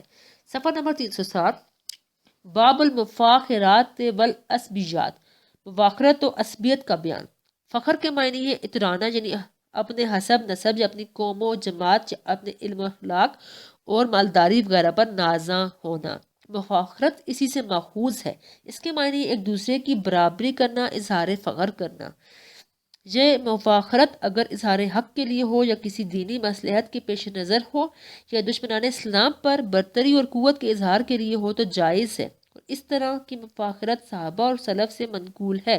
اگر نفسانی غرور و تکبر کے لیے ہو یا ناحق معاملہ میں ہو تو مذموم ہے، اور عام طور پر مفاخرت کا لفظ اسی معنی میں مستعمل ہے۔ عصبیت کے معنی ہے متصب ہونا ہے، یعنی اپنے مذہب یا اپنی قوم کی قوت و سختی کے اظہار کے لیے جدول و خصومت کرنا۔ چنانچہ عصبہ اس شخص کو کہتے ہیں جو اپنی بات یا اپنی قوم کی سختی سے حمایت کرے۔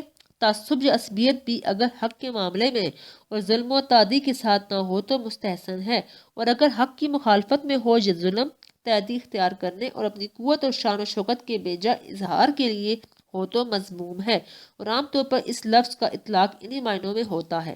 حدیث نمبر 35، یوسف کی فضیلت، یوسف علیہ السلام کی فضیلت۔ ان ابن عمر قال قال رسول اللہ صلی اللہ علیہ وسلم الکریم بن الکریم یوسف بنو یعقوب بن اسحاق بن ابراہیم۔ ترجمہ: حضرت ابن عمر سے روایت ہے، کہتے ہیں کہ رسول اللہ صلی اللہ علیہ وسلم نے فرمایا کہ کریم ابن کریم ابن کریم ابن کریم یوسف بن یعقوب بن اسحاق بن ابراہیم علیہ السلام ہے۔ روایت کیا ہے اس کو بخاری نے۔ تشریح: حدیث پاک کا مطلب یہ ہے کہ خاندانی شرافت و عظمت اور برتری کی جو خصوصیات حضرت یوسف کو حاصل ہیں وہ کسی اور کو نہیں، اور سب سے بڑا شرف جو ان کے علاوہ اور کسی کو حاصل نہیں وہ یہ ہے کہ وہ خود نبی تھے۔ ان کے باپ حضرت یعقوب نبی تھے، ان کے دادا حضرت اسحاق نبی تھے، اور ان کے پردادا حضرت ابراہیم نبی تھے۔ اس خصوصیت کے علاوہ ان کے حسن جمال، عدل و انصاف، علم و دانائی اور حکومت و ریاست کے جو اوصاف تھے، ان کے اعتبار سے بھی ان کی ذاتی کرامت و شرافت کو برتر مقام حاصل ہے۔ اس حدیث پاک سے آن سلم کی کرامت پر حرف نہیں آتا، بلکہ اسماعیل علیہ السلام کے سلسلے میں اکرم اور کرمین اور رحمت اللہ عالمین وسلم کی ذات گرامی ہی تھی جو کہ خاتم النبیین ہے۔ صفحہ نمبر 308، حدیث نمبر 36۔ کفار کے مقابلہ پر آن سلم کا اظہار فخر۔ وَعَنِ الْبَرَاءِ بن عازب قال فی یوم حنین کان ابو سفیان بن الحارث آخذا بعنان بغلته یعنی بغلت رسول اللہ صلی اللہ علیہ وسلم فلما غاشیہ المشرکون نزل فجعل یقول انا النبی لا کاذب انا ابن عبد المطلب قال فما روی من الناس یومئذ اشد منہ۔ ترجمہ: اور روایت ہے برا بن عازب سے کہتے ہیں کہ غزوہ حنین کے دن ان کے خچر یعنی رسول اللہ علیہ وسلم کے خچر کی باگ ابو سفیان بن حارث نے پکڑ رکھی تھی۔ چنانچہ جب آن سلم کو مشرکوں نے چاروں طرف سے گھیر لیا تو آپ صلی اللہ علیہ وسلم اپنے خچر سے اتر پڑے اور یوں کہنا شروع کیا، میں نبی ہوں، اس میں کوئی جھوٹ نہیں، اور میں عبد المطلب کا پوتا ہوں۔ راوی کہتے ہیں کہ پس اس دن آن سلم سے زیادہ بہادر اور دلیر کسی کو نہیں دیکھا گیا۔ بخاری و مسلم دونوں کی روایت ہے۔ تشریح: حدیث درج بالا آن سلم کی بے مثال شجاعت و جوان مردی پر دلالت کرتی ہے۔ غزوہ حنین میں اسلامی لشکر پر اتنا زبردست دباؤ تھا کہ شکست کی صورت ظاہر ہونے لگی۔ آپ صلی اللہ علیہ وسلم بھی خچر پر سوار مجاہدین اسلام کے شانہ بشانہ لڑ رہے ہیں، اور جب دشمنان اسلام نے آپ صلی اللہ علیہ وسلم کو چاروں طرف سے گھیر لیا تو آپ صلی اللہ علیہ وسلم خچر پر سے اتر پڑتے ہیں اور جب پیادہ دشمنان اسلام پر ضرب کاری لگاتے ہیں۔ آخرکار اللہ تعالیٰ آپ صلی اللہ علیہ وسلم کو اس معرکے میں بھی فتح سے ہمکنار کرتے ہیں۔ آپ صلی اللہ علیہ وسلم نے جس اظہار فخر سے منع فرمایا ہے وہ تواخر ہے جو زمانہ جاہلیت کی رسم کے مطابق بیجا اظہار نام و نمود اور نفس کے گھمنڈ کے طور پر ہو، اور رسول اللہ صلی اللہ علیہ وسلم نے مذکورہ حدیث پاک میں جو اظہار فخر کیا ہے وہ دین کی طاقت اور شان و شوکت بڑھانے اور کفار کے مقابلے میں اپنا رعب و دبدبہ بڑھانے کے لیے تھا۔ نیز بعثت سے قبل اہل کتاب کی طرف سے نبی آخر الزماں کی نشانیوں میں سے یہ بھی تھا کہ وہ پیغمبر عبد المطلب کی اولاد میں سے ہوں گے، تو یہ فخر کا اظہار اس حقیقت کے اظہار کے لیے تھا، اس لیے ممنوع نہیں ہے۔ حدیث نمبر 37، خیر البریہ کا مصداق۔ خیر البریہ کا مصداق۔ وعن آنس قال جاء رجل الى النبی صلی اللہ علیہ وسلم فقال یا خیر البریہ فقال رسول اللہ صلی اللہ علیہ وسلم ذاک ابراہیم۔ ترجمہ: حضرت انس سے روایت ہے کہ ایک دن ایک شخص نبی کریم صلی اللہ علیہ وسلم کے پاس آیا اور کہا، یا خیر البریات، اے وہ شخص جو ساری مخلوق میں بہتر ہے۔ آپ صلی اللہ علیہ وسلم نے فرمایا وہ حضرت ابراہیم علیہ السلام ہیں۔ روایت کیا ہے اس کو مسلم نے۔ صفحہ نمبر 309۔ ترجمہ: تشریح: حدیث صحیح سے ثابت ہے کہ آپ صلی اللہ علیہ وسلم تمام انبیاء کے سردار اور ساری مخلوق سے افضل و برتر ہیں، لہٰذا خیر البریات کا مصداق آپ صلی اللہ علیہ وسلم کی ذات گرامی ہی ہے۔ آپ صلی اللہ علیہ وسلم کا حضرت ابراہیم کو خیر البریہ کا مصداق بتانا از راہ تواضع انکسار تھا۔ نیز جب آپ صلی اللہ علیہ وسلم نے حضرت ابراہیم کے بارے میں یہ ارشاد فرمایا، اس وقت تک یہ وحی نازل نہیں ہوئی تھی کہ آپ صلی اللہ علیہ وسلم تمام اولاد آدم سے افضل اور ساری مخلوق سے برتر ہیں۔ حدیث نمبر 38، مقام نبوت سے برتر کلمات تعریف کی ممانعت۔ وان عمر قال قال رسول اللہ صلی اللہ علیہ وسلم لا تطرونی کما اطرت النصارى مرجما فانما انا عبدہ فقولوا عبد اللہ ورسولہ۔ ترجمہ: حضرت عمر سے روایت ہے، کہتے ہیں کہ رسول اللہ صلی اللہ علیہ وسلم نے فرمایا کہ تم لوگوں میری تعریف میں حد سے تجاوز نہ کرو، جس طرح کہ نصارہ نے ابن مریم کی تعریف میں سے حد سے تجاوز کیا۔ میں تو بلا شبہ اس کا بندہ ہوں، لہذا تم یوں کہا کرو کہ اللہ کا بندہ اور اس کا رسول۔ بخاری و مسلم دونوں کی روایت ہے۔ تشریح: عبودیت اور بندگی کا جو سب سے اعلیٰ مقام ہے وہ آن صلی اللہ علیہ وسلم کی مخصوص صفت ہے۔ بندہ حقیقی آپ صلی اللہ علیہ وسلم کی ذات گرامی ہے، اور صفت عبودیت میں آپ صلی اللہ علیہ وسلم سب سے کامل و برتر ہیں، لہٰذا آپ صلی اللہ علیہ وسلم کی مدح و تعریف کا کمال اور آپ صلی اللہ علیہ وسلم کی علو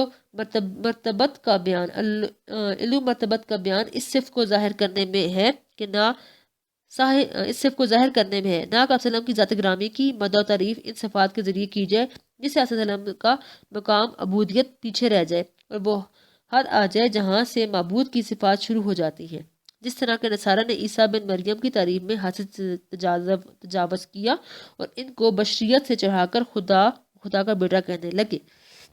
باب البر والصلات، بر و صلہ کا بیان۔ بر با کے زیر کے ساتھ کہ معنی نیکی اور احسان کے ہیں۔ عام طور پر اس لفظ کا اطلاق اس نیکی و بھلائی پر ہوتا ہے جس کا تعلق ماں باپ کی اطاعت و فرمانبرداری اور ان کے اچھے برتاؤ معنی ہیں۔ ماں باپ کی نافرمانی کرنا اور اس کے ساتھ سرکشی اور ادرسانی کا برتاؤ کرنا صلات کے لغوی معنی ملانے اور پیوند لگانے کے ہیں، لیکن عام اصطلاح کے معنی ہیں اپنے خویش و اقارب کے ساتھ احسان اور اچھے سلوک کا معاملہ کرنا اور ان کو اپنی مالی و اخلاقی مد و اعانت کے ذریعے فائدہ اور راحت پہنچانا۔ عنوان بالا میں یہی معنی مراد ہے۔ صفحہ نمبر 310، حدیث نمبر ان ابی حریرہ قال قال رجل یا رسول اللہ من احق بحسن صحابتی قال امک قال ثم من قال امک قال ثم من قال امک قال ثم من قال ابوک وفی روایت قال امک ثم امک ثم امک ثم ابوک ثم ادناکا ادناکا۔ ترجمہ، حضرت ابو حریرہ سے روایت ہے کہ کہتے ہیں کہ ایک شخص نے عرض کیا یا رسول اللہ میری اچھی رفاقت کا زیادہ مستحق کون ہے؟ آپ صلی اللہ علیہ وسلم نے فرمایا تمہاری ماں۔ اس نے عرض کیا پھر کون؟ آپ صلی اللہ علیہ وسلم نے پھر فرمایا تمہاری ماں۔ اس نے عرض کیا کہ پھر کون؟ آپ صلی اللہ علیہ وسلم نے فرمایا تمہاری ماں۔ اس نے عرض کیا کہ پھر کون؟ آپ صلی اللہ علیہ وسلم نے فرمایا تمہارا باپ۔ اور ایک روایت میں ہے کہ آپ صلی اللہ علیہ وسلم نے فرمایا تمہاری ماں، پھر تمہاری ماں، پھر تمہاری ماں اور پھر تمہارا باپ، جو قرابت داری میں تم زیادہ نزدیک ہو۔ تشریح، اس دنیا میں معاشرے کی اصلاح و فلاح کا در و مدار باہمی حقوق کی نگہداشت، حقوق رشتہ داری کی پاسداری اور ایک دوسرے کے ساتھ حسن سلوک میں فرق مراتب کے احساس پر ہے۔ حسن سلوک میں فرق مراتب کے احساس پر ہے۔ شریعت اسلامی کا تقاضا بھی یہی ہے کہ تعلق و قرابت میں جو فرق مراتب ہے، ادائیگی حقوق اور حسن سلوک کے معاملات میں اس کا لحاظ رکھا جائے۔ ظاہر ہے کہ قرابت کے اعتبار سے ماں کا رشتہ سب سے زیادہ گہرا اور اس کا تعلق سب سے زیادہ قریب ہوتا ہے، لیکن کسی شخص کی حسن سلوک اور خدمت گزاری کی سب سے زیادہ مستحق جو ذات ہو سکتی ہے وہ ماں ہے۔ حدیث درج بالا میں 3 دفعہ ماں کا ذکر ہے، جس سے معلوم ہوتا ہے کہ ماں کا استحقاق باپ سے بھی 3 گنا بڑھ کر ہے۔ اس کے بعد باپ کا مقام ہے۔ ایک دوسری حدیث میں صلی اللہ علیہ وسلم نے فرمایا کہ جنت ماؤں کے قدموں کے نیچے ہے، پھر دوسرے اقربا اور رشتہ دار، لیکن ان میں بھی جو رشتہ دار آپ اپنے رشتے کے اعتبار سے جتنا زیادہ قریب ہوگا وہ اتنا ہی زیادہ مقدم رکھا جائے گا۔ ماں باپ کے حقوق کی فہرست بہت طویل ہے، لیکن ان کے مرتبے کو دیکھا جائے تو حقیقت یہ ہے کہ اولاد اگر اپنی پوری زندگی بھی ان کے حقوق کی ادائیگی میں صرف کر دے تب بھی اپنی ذمہ داری سے عہدہ برا نہیں ہو سکتا۔ مختصر اتنا کہا جا سکتا ہے کہ ان کی مکمل اطاعت و فرمانبرداری کی جائے اور ان کے ساتھ ایسا رویہ اور ایسا معاملہ اختیار کیا جائے کہ انہیں کبھی بھی شکوہ اور شکایات کا موقع نہ ملے۔ قرآن پاک کے مطابق انہیں جواب میں اف تک بھی نہ کہا جائے۔ صفحہ نمبر 311، حدیث نمبر 40، برے والدین کی خدمت نہ کرنے والے کے حق میں صلی اللہ علیہ وسلم کی بد دعا۔ وَأَنْهُ قَالَ قَالَ رسول اللہ صلی اللہ علیہ وسلم راغما انفہ قیل من یا رسول اللہ قال ادرک والدہ عند الکبر احدہما او کلاہما ثم لم يدخل الجنات۔ ترجمہ، اور اس سے حضرت ابو ہریرہ روایت ہے، کہتے ہیں کہ رسول اللہ صلی اللہ علیہ وسلم نے فرمایا خاک آلود ہونا اس شخص کی، خاک آلود ہو ناک اس شخص کی، خاک آلود ہو ناک اس شخص کی، خاک آلود ہو ناک اس شخص کی۔ پوچھا گیا کہ کون شخص یا رسول اللہ صلی اللہ علیہ وسلم نے فرمایا کہ وہ شخص جو اپنے والدین میں سے کسی ایک یا دونوں کو بڑھاپے کی حالت میں پائے اور پھر جنت میں داخل نہ ہو۔ تشریح، حدیث پاک درج بالا میں رغم انفہ یعنی خاک آلود ہو ناک اس کی بد دعا ہے، اس کا مطلب یہ ہے کہ وہ شخص ذلیل و خوار ہو۔ بڑھاپے کی حالت میں انسان خدمت و معاونت کے زیادہ محتاج ہوتا ہے، تو حدیث پاک کا مفہوم یہ ہے کہ جس شخص کو ماں باپ دونوں ایک کوئی بڑھاپے کی حالت میں مل جائیں اور وہ ان کی اتنی خدمت نہ کرے کہ وہ اس سے راضی رہیں تو وہ شخص انتہائی بدقسمت ہے، کیونکہ بوڑھے ماں باپ کی خدمت اور رضامندی اجر کا ذریعہ اور جنت میں داخل ہونے کا سبب ہے۔ حدیث نمبر 41، والدین کی نافرمانی حرام ہے۔ وعن المغیرة قال قال رسول اللہ صلی اللہ علیہ وسلم ان اللہ حرم علیکم اکوف کل امہات وواد البنات وما نہات وکرہ لکم قبلا وقال کثرت السوائل واداعت المال۔ ترجمہ، حضرت مغیرہ سے روایت ہے، کہتے ہیں کہ رسول اللہ علیہ وسلم نے فرمایا، بے شک اللہ تعالیٰ نے تم پر حرام قرار دیا ہے ماؤں کی نافرمانی کو اور لڑکیوں کو زندہ درگور کرنے کو اور بخیلی اور گدائی کو، اور مکروہ قرار دیا ہے تمہارے لیے کیلو کال کو اور سوال کرنے کی زیادتی کو اور مال ضائع کرنے کو۔ تشریح، حدیث پاک میں ماں کو خصوصی طور سے ذکر کیا گیا ہے۔ اس کی وجہ یہ ہے کہ ماں کا حق باپ سے 3 گنا زیادہ ہے۔ اس کے علاوہ ماں طبعی طور پر باپ سے زیادہ حساس اور کمزور دل ہوتی ہے۔ اگر اس کی اطاعت و فرمانبرداری میں معمولی سی بھی غفلت و کوتاہی ہوتی ہے تو اس کا دل فوراً متاثر ہوتا ہے۔ مزید برآں اولاد کی تربیت اور پرورش میں ماں کو جتنی مشقتیں اٹھانی پڑتی ہیں باپ اتنی مشقتیں نہیں اٹھاتا، اس لیے ماں کی نافرمانی کو حرام قرار دیا ہے۔ صفحہ نمبر 312۔ زمانہ جاہلیت میں بعض لوگ فقرہ، افلاس اور آر کے خوف سے لڑکیوں کو زندہ دفن کر دیتے تھے۔ یہ انتہائی ظلم اور سنگ دل ہے۔ قرآن پاک میں بھی اس کی ممانعت آئی ہے۔ منع دھات سے مراد بخیلی اور گداگری ہے۔ منع کے معنی روکنے کے ہیں، یہاں اس سے بخل اور کنجوس مراد ہے، جبکہ دھات دراصل آت ہے جس کا معنی ہے لاؤد، یعنی مانگنے اور کسی کے آگے ہاتھ پھیلانے کے معنی میں ہے۔ کلو کال ایک محاورہ ہے جو اردو میں بھی اسی طرح مستعمل ہے اور اس سے مراد فضول بحث و مباحثہ اور ہجت و تکرار سے ہے، کہ جیسے کہ آج کل وقت گزرنے کے لیے بے فائدہ گپ شپ لگائی جاتی ہے، جبکہ وقت قیمتی سرمایہ ہے۔ کثرت سوال کے کئی معنی کیے جاتے ہیں۔ ایک تو یہ کہ لوگوں کے حالات و معاملات کے بارے میں تجسس و معلومات کرنا، دوسرے یہ کہ اپنی علمی برتری ظاہر کرنے یا حاصل بحث و مناظرہ کی خاطر بہت زیادہ سوالات کرنا، تیسرا یہ کہ اس ممانعت کے مخاطبین خاص طور پر صحابہ تھے، جنہیں اس بات کی ہدایت کی گئی کہ آن وسلم سے زیادہ سوالات نہ کیا کریں، کیونکہ سوالات کی ذاتی احکام و مسائل میں شدت اور مزید پابندیوں کا سبب بن سکتا ہے، جیسا کہ قرآن پاک میں بھی کثرت سوال سے منع فرمایا گیا ہے۔ ذات المال یعنی مال کو ضائع کرنے سے مراد اپنے مال و دولت کو اسراف اور فضول خرچی کے کاموں میں خرچ کرنا ہے، اس جگہ خرچ کرنا جس کا حقوق و فرائض یا اللہ تعالیٰ کی اطاعت و خوشنودی سے کوئی تعلق نہ ہو۔ حدیث نمبر 42۔ دوسروں کے ماں باپ کو برا کہہ کر اپنے ماں باپ کو برا کہلوانے کی ممانعت۔ وان عبد اللہ بن عمر قال قال رسول اللہ صلی اللہ علیہ وسلم من الکبائر شتم الرجل والدیہ قالوا یا رسول اللہ وحل یشتم الرجل والدیہ قال نعم یسب ابا الرجل فیسب اباہ ویسب امہ ویسب امہ۔ ترجمہ، حضرت عبداللہ بن عمر سے روایت ہے، کہتے ہیں کہ رسول اللہ صلی اللہ علیہ وسلم نے فرمایا، اپنے ماں باپ کو گالی دینا کبیرہ گناہوں میں سے ہے۔ صحابہ نے عرض کیا کہ یا رسول اللہ صلی اللہ علیہ وسلم، کیا کوئی شخص اپنے ماں باپ کو بھی گالی دیتا ہے؟ آپ نے فرمایا، ہاں، جب کوئی شخص کسی کے باپ کو گالی دیتا ہے تو جواب میں اس کے باپ کو گالی دیتا ہے، اور جب یہ کسی کی ماں کو گالی دیتا ہے تو وہ بھی اس کی ماں کو گالی دیتا ہے۔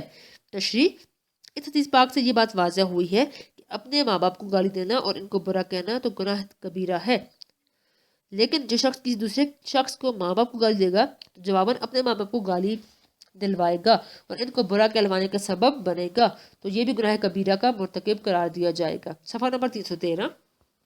کیونکہ اگر وہ اس شخص کے ماں باپ کو گالی نہ دیتا تو وہ بھی جواب میں اس کے ماں باپ کو گالی نہ دیتا، اور ماں باپ کو گالی دینا یا گالی دینے کا سبب بننا حقوق والدین یعنی والدین کی نافرمانی اور سرکشی میں شامل ہے، جو کہ حرام ہے۔ گالیاں دینا ویسے بھی گناہ ہے چاہے کسی کو بھی دی جائے۔ اسی طرح کوئی بھی شخص کسی بھی فسق و معصیت کا سبب بنے تو وہ کرنے والا جتنا ہی گناہ گار ہوگا۔ حدیث نمبر 43۔ رشتہ داروں سے حسن سلوک فراخی رزق اور درازی عمر کا ذریعہ ہے۔ وَأَنْ أَنَسْ قَالَ قَالَ رسول اللہ صلی اللہ علیہ وسلم من احب ان یبسط لہو فی رزقہ فجناس لاہ فی اثرہ فلجصل رحمہ۔ ترجمہ، اور انس سے روایت ہے، کہتے ہیں کہ رسول اللہ صلی اللہ علیہ وسلم نے فرمایا، جس شخص نے چاہا کہ اس کے رزق میں اس کے لیے توسیع کی جائے اور اس کے اجل میں تاخیر کی جائے تو اپنا خاندانی رشتہ پہ وسط رکھے۔ اثر کے معنی پیروں کے اس نشان کے ہیں جو چلتے وقت زمین پر پڑتا ہے۔ اثر کے معنی پیروں کے اس نشان کے ہیں جو چلتے وقت زمین پر پڑتا ہے، چونکہ مرنے کے بعد پیروں کا نشان زمین پر نہیں پڑتا، اس لیے اہل عرب میں مدت عمر کو اثر کہا جاتا ہے۔ حدیث مندرجہ بالا میں رشتہ داروں سے تعلقات مضبوط رکھنے کی اہمیت کو واضح کیا گیا ہے، اور بتایا گیا ہے کہ جو شخص اپنے رشتہ داروں سے صلہ رحمی کرے گا تو اس کے رزق میں وسعت و فراخی اور کشادگی آئے گی، اور ایسے شخص کی عمر دراز ہوگی۔ کنبہ اور خاندان کو انسانی معاشرہ میں بہت اہمیت حاصل ہے۔ اس سے انسانی جان، پہچان اور برادری کا مرکزی ادارہ قائم ہوتا ہے، جس پر وسیع تر اسلامی برادری کی بنیاد رکھی جاتی ہے۔ خاندان کی اس بنیادی اہمیت کے پیش نظر اللہ تعالیٰ نے رشتہ داروں کے حقوق بجا لانے کی بہت تاکید فرمائی ہے۔ قرآن حکیم سے ثابت ہوتا ہے کہ اگر رشتہ داری کو قائم نہ رکھا جائے تو اس سے دنیا میں بگاڑ اور فساد پیدا ہوگا۔ ہر مسلمان کو چاہیے کہ اپنے اقارب کے لیے ہر ممکن قربانی دے، اگر وہ بدسلوکی کریں تو مایوس نہ ہو اور ان سے بدستور نیک برتاؤ رکھے۔ رشتہ داروں سے حسن سلوک میں اللہ تعالیٰ نے عظیم اجر پوشیدہ رکھا ہے۔ بھائیوں اور رشتہ داروں پر جس قدر خرچ کیا جائے اللہ تعالیٰ خوش ہوتا ہے اور خرچ کرنے والے کے رزق میں برکت دیتا ہے۔ مندرجہ بالا حدیث میں یہی مضمون بیان ہوا ہے کہ جو آدمی رشتہ داروں سے تعلق جوڑے رکھے گا اللہ تعالیٰ اس کے رزق میں برکت اور کشادگی دے گا اور اس سے زیادہ عمر عطا کرے گا تاکہ وہ نیکی کا مزید ذخیرہ جمع کر سکے۔ حدیث نمبر 44۔ اللہ کی رحمت کا ذریعہ مخلوق کے خدا پر رحم ہے۔ ان جریر بن عبداللہ قال قال رسول اللہ صلی اللہ علیہ وسلم لا یرحم اللہ من لا یرحم الناس۔ ترجمہ، حضرت جریر بن عبداللہ سے روایت ہے، فرمایا کہ رسول اللہ صلی اللہ علیہ وسلم نے فرمایا ہے اللہ تعالیٰ اس شخص پر رحم نہیں فرماتا جو لوگوں پر رحم نہیں کرتا۔ تشریح، حدیث پاک میں لوگوں پر رحم کرنے کی ترغیب دی گئی ہے اور رحم نہ کرنے والوں کے لیے رحمت خداوندی سے دوری کی وعید ہے۔ اللہ تعالیٰ ارحم الراحمین ہے، تمام رحم کرنے والوں سے بڑھ کر رحم کا معاملہ فرماتا ہے۔ وہ رحمان ہے، تمام دنیا والوں پر رحم فرماتا ہے، اور وہ رحیم ہے، آخرت میں بھی رحم فرماتا ہے، اس لیے وہ انسانوں میں ہی رحم کی صفت دیکھنا چاہتا ہے اور رحم کے برعکس سنگ دلی کو پسند نہیں فرماتا۔ اللہ تعالیٰ نہ صرف انسانوں پر بلکہ تمام مخلوق خدا پر رحم کو پسند فرماتا ہے۔ ایک اور حدیث ہے جس کا مفہوم ہے کہ مخلوق اللہ کی عیال ہے۔ ظاہر بات ہے جو شخص اللہ کی عیال سے پیار کرے گا، اس سے حسن سلوک کرے گا، مخلوق خدا پر رحم کرے گا، اللہ کو وہ سب سے زیادہ محبوب ہوگا، اس پر رحم کرے گا اور اس کے ساتھ شفقت و محبت سے پیش آئے گا، اس دنیا میں بھی اور آخرت میں بھی۔ حدیث نمبر 45۔ اہل اسلام کو یکتن ہونا چاہیے۔ وَأَنَّمَانِ بن بشیر قال قال رسول اللہ صلی اللہ علیہ وسلم ترى المؤمنین فی تراہم وتوادہم وتعاطفہم کمثل الجسد اذا اشتکا عضو تعاطى له سائر الجسد بالسہر والحمى۔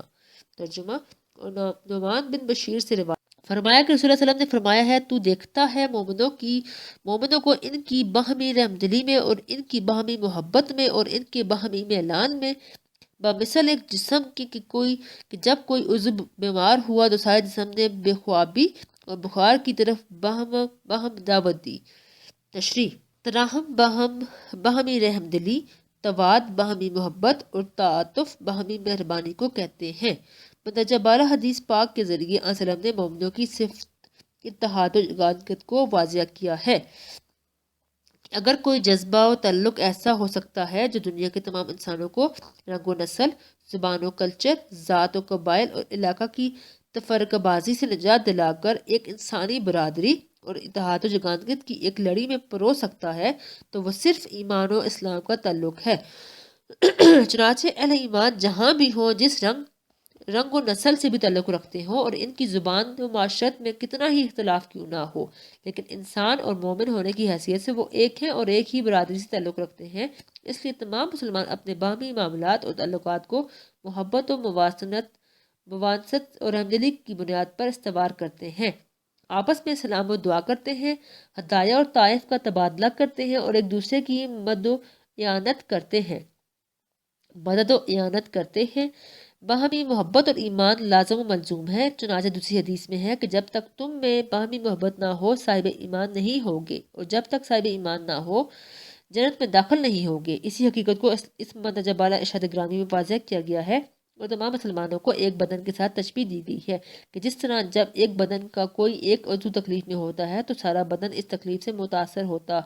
ایسا نہیں ہوتا کہ ایک عضو پر تو نیند حرام ہو اور باقی اعضاء میٹھی نیند سو رہے ہوں. اسی طرح مسلمان کو بھی چاہیے کہ پوری ملت اسلامیہ ایک جسم کی مانند ہو جائے کہ اگر کہیں بھی کوئی ایک مسلمان کسی آفت و مصیبت میں گرفتار ہو تو سارے مسلمان اس کی تکلیف و مصیبت کو دور کرنے کی تدبیریں کریں. حدیث نمبر 46. وَأَنْهُ قَالَ قَالَ رسول اللہ صلی اللہ علیہ وسلم المؤمنون كرجل واحد ان اشتكى عينه اشتكى كله وان اشتكى راسه اشتكى كله.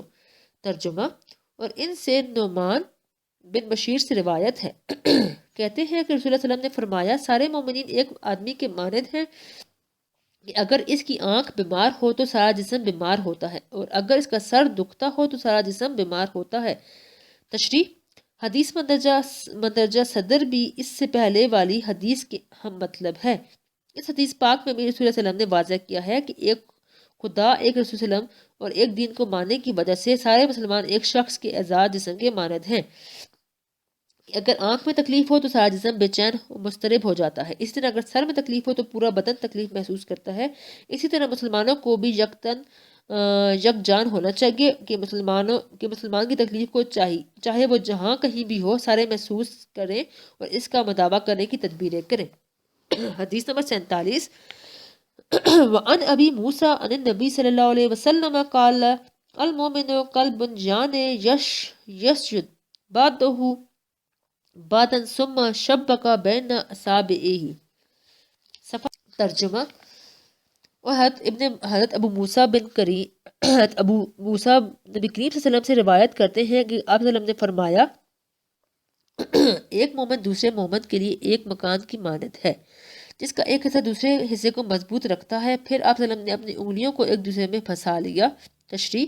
حدیث مندرجہ بالا مسلمانوں کو آپس میں اتحاد و یگانگت کا درس دیتی ہے. اس حدیث میں پہلے تو آپ صلی اللہ علیہ وسلم نے ملت اسلامیہ کو ایک مکان سے تشبیہ دی ہے جس کے تمام حصے ایک دوسرے کے ساتھ جڑ کر پورے مکان کو مضبوط و پختہ بناتے ہیں. اور پھر مثالی صورت میں اس حقیقت کو آشکارا کرنے کے لیے آپ صلی اللہ علیہ وسلم نے اپنے ایک ہاتھ کی انگلیوں کو دوسرے ہاتھ کی انگلیوں میں پھنسا کر دکھلا دیا کہ اگر سارے مسلمان اسی طرح ایک دوسرے کے ساتھ مربوط و متحد رہیں اور بامی محبت و مواسط اور امداد و تعاون کی زنجیر میں منسلک رہیں تو پوری ملت اسلامیہ مضبوط و توانا اور یکنقابل تسخیر قوت رہے گی. لیکن واضح رہے کہ یہ اتحاد و تعاون اور یکجہتی ایمان و تقوی کی بنیاد پر مطلوب و مستحسن ہے اور حرام و مکروہ اور گناہ کے معاملات میں تعاون اور اتحاد غیر مطلوب بلکہ موجب قرآن ممنوع ہے. حدیث نمبر 48. ان انس قال قال رسول اللہ صلی اللہ علیہ وسلم والذی نفسی بجادہ ہی لا یؤمن عبدہ حتی یحب لاخیہ ما یحب لنفسہ. ترجمہ. حضرت انس سے روایت ہے فرماتے ہیں کہ رسول اللہ صلی اللہ علیہ وسلم نے فرمایا قسم ہے اس ذات کی جس کے دست قدرت میں میری جان ہے کوئی بندہ اس وقت تک کامل مومن نہیں ہو سکتا جب تک کہ وہ اپنے مسلمان بھائی کے لیے وہی چیز نہ چاہے جو اپنے لیے چاہتا ہے. تشریح. اسلام در حقیقت پوری انسانیت کی بھلائی چاہتا ہے. اسی لیے پوری ملت اسلامیہ کو انما المؤمنون اخوۃ مومن آپس میں بھائی ہیں کا اعلان کرے. اس لیے پوری ملت اسلامیہ کو مومن آپس میں مسلمان بھائی ہیں کا اعلان کر کے ایک جسم کے اعضاء بنا دیا اور اسی رشتہ نے ان کے درمیان رحم، محبت، دلی خیر خواہی اور صلح و صفائی کی اعلیٰ صفات پیدا کر دی ہیں. اس حدیث پاک میں بھی ایسا اصول بتا دیا گیا ہے جس پر عمل کر کے معاشرے میں یہ تمام صفات پیدا کی جا سکتی ہیں. حدیث پاک کا مطلب یہ ہے کہ ایمان اس وقت تک کامل نہیں سمجھا جائے گا جب تک کہ وہ اپنے مسلمان بھائی کے لیے اس چیز کو پسند نہ کرے جس کو خود اپنے لیے پسند کرتا ہے، اور جو چیز اور رویہ اپنے لیے پسند نہیں کرتے وہ دوسرے مسلمان بھائی کے لیے بھی پسند نہ کرے.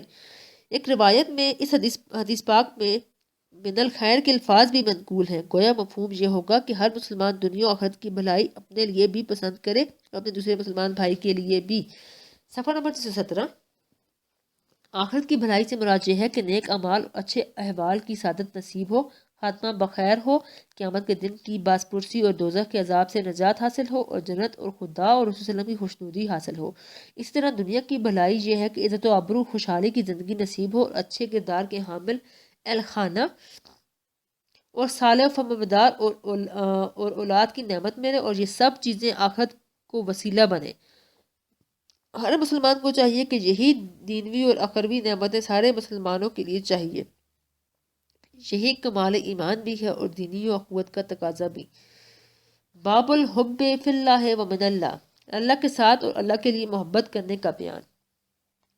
اللہ کے ساتھ محبت کا مطلب یہ ہے کہ اللہ کے ساتھ محبت و عبودیت کا جو رشتہ قائم کیا جائے وہ محض اللہ کی رضا و خوشنودی حاصل کرنے کے لیے ہو، اور اس میں ریا اور نمائش اور خواہشات نفسانے کی آمیزش نہ ہو۔ اللہ کے لیے محبت کا مطلب یہ ہے کہ کسی بندے کے ساتھ دوستی و محبت کا جو رشتہ قائم کیا جائے وہ بھی محض اللہ ہی کی خاطر ہو اور کسی دنیا غرض و لالچ کی وجہ سے نہ ہو۔ یعنی اگر کسی بندے سے دوستی و محبت رکھی جائے تو صرف اس لیے کہ اس بندے کے ساتھ تعلق سے اللہ کی رضا و خوشنودی حاصل ہوتی ہے۔ حدیث نمبر 49، دنیا میں انسانوں کا باہمی اتحاد و اختلاف ازل سے ہے۔ ان عائشہ قالت قال رسول اللہ صلی اللہ علیہ وسلم الارواح جنود مجندات فما تعرف منها اختلف وما تناکر منها اختلف، رواہ البخاری رواہ مسلم اکن ابی حریرہ۔ ترجمہ، حضرت عائشہ رضی اللہ عنہ سے روایت ہے، فرماتی ہے کہ رسول اللہ صلی اللہ علیہ وسلم نے فرمایا روحین مجتمع لشکر کی طرح تھی، پس جو روحیں آپس میں متعارف تھی وہ آپس میں الفت رکھتی ہیں، اور جو انجان و نامانوس تھی وہ آپس میں اختلاف رکھتی ہیں۔ روایت کیا ہے اس کو بخاری نے، اور مسلم نے ابو حریرہ سے روایت کیا ہے۔ تشریح، حدیث پاک کا مطلب یہ ہے کہ ازل میں روحیں جسموں میں داخل کیے جانے سے پہلے ایک لشکر کی طرح ایک جگہ مجتمع تھیں، اور پھر ان کو الگ الگ کر کے ایک ایک جسم میں داخل کیا گیا۔ چنانچہ جسموں میں داخل ہونے سے پہلے جو روحیں ایک دوسرے کی صفات سے مناسبت رکھنے کی وجہ سے آپس میں مانوس متعارف تھیں، وہ جسموں میں پہنچنے کے بعد اس دنیا میں بھی ایک دوسرے کے ساتھ محبت و الفت رکھتی ہیں، اور جو روحیں ایک دوسرے سے انجان و نامانوس تھیں وہ اس دنیا میں بھی آپس میں اختلاف رکھتی ہیں۔ صفحہ نمبر 318۔ جمہور علماء کا قول یہ ہے کہ دنیا میں اب تک جتنے اجسام پیدا ہو چکے ہیں یا قیامت تک جتنے پیدا ہوں گے ان سب کی ارواح بہت پہلے پیدا کی جا چکی ہیں اور عالم ارواح میں جمع ہے، اور دنیا میں جب کسی روح کا جسم پیدا ہوتا ہے تو وہ روح اس جسم میں بھیج دی جاتی ہے۔ چنانچہ روز ازل اللہ تعالیٰ نے اپنی ربوبیت کا عہد و اقرار لینے کے لیے جب تمام ارواح انسانی کو چینٹیوں کی صورت میں جمع کیا تو اس وقت وہاں جو روحیں آپس میں ایک دوسرے سے مانوس و متعارف ہوئیں یا جو روحیں نامانوس و انجان رہیں یا اختلاف و تفرقہ رہا، وہ دنیا میں اپنے اجسام میں آنے کے بعد بھی اسی محبت و انس یا اختلاف و اجنبیت پر قائم رہتی ہیں۔ یہی وجہ ہے کہ نیک اور اچھے لوگ اپنے جیسے نیک اور اچھے لوگوں سے محبت رکھتے ہیں اور فاسق و بدکار اپنے ہمجنسوں کے ساتھ الفت رکھتے ہیں۔ حدیث نمبر 50، اللہ کے لیے محبت کی فضیلت۔ وعنہ عن النبی صلی اللہ علیہ وسلم ان رجلا زار اخالہ فی کرجۃ اخری فارسد اللہ لہ علی مدرجتہ ملکا قال این ترید؟ قال ارید خالی فی هذه القرية۔ قال هل لك عليه من نعمة تريدها؟ قال لا غير أني أحببته في الله۔ قال فإني رسول الله عليك بأن الله قد أحبك كما أحببته فيه۔ ترجمہ، اور اس سے ابو حریرہ سے روایت ہے، نقل کرتے ہیں نبی کریم صلی اللہ علیہ وسلم سے کہ ایک شخص کسی دوسرے گاؤں میں اپنے ایک مسلمان بھائی کی ملاقات کے لیے روانہ ہوا۔ اللہ تعالیٰ نے اس کے راستے پر اس کے انتظار میں ایک فرشتے کو بٹھا دیا۔ فرشتے نے پوچھا کہ کہاں جانے کا ارادہ ہے؟ اس نے کہا کہ میرا اس گاؤں میں اپنے ایک مسلمان بھائی کی ملاقات کا ارادہ ہے۔ فرشتے نے کہا کہ کیا تمہارا اس پر کوئی حق نعمت ہے جو تو حاصل کرنا چاہتا ہے؟ کہا نہیں، سوائے اس کے کہ میں محض اللہ کے لیے اس سے محبت رکھتا ہوں۔ فرشتے نے کہا کہ پھر میں تمہاری طرف اللہ کا فرستادہ ہوں کہ تمہیں بشارت دوں کہ اللہ تم سے محبت کرتا ہے جیسا کہ تم محض اللہ کی خاطر اس شخص سے محبت رکھتے ہو۔ تشریح، اس حدیث پاک سے اللہ تعالیٰ کی خاطر محبت رکھنے کی فضیلت ظاہر ہوتی ہے۔ یہ بھی واضح ہوا کہ یہ حب فی اللہ یعنی اللہ کے لیے کسی کو چاہنا محبت الہی کے حصول کا ذریعہ ہے۔ نیز اس حدیث پاک سے صالحین اور نیک لوگوں کی ملاقات کے لیے ان کے پاس جانے کی فضیلت بھی واضح ہوتی ہے۔ حدیث نمبر 51، وعن انس ان رجلا قال یا رسول اللہ متی الساعۃ؟ قال ویلک وما اتى لہا قال ما آتو لہا الا ان انی احب اللہ ورسولہ قال انت ما من احببت قال انس فما رأیت المسلمین فرحوا بشیء بعد الاسلام فراہم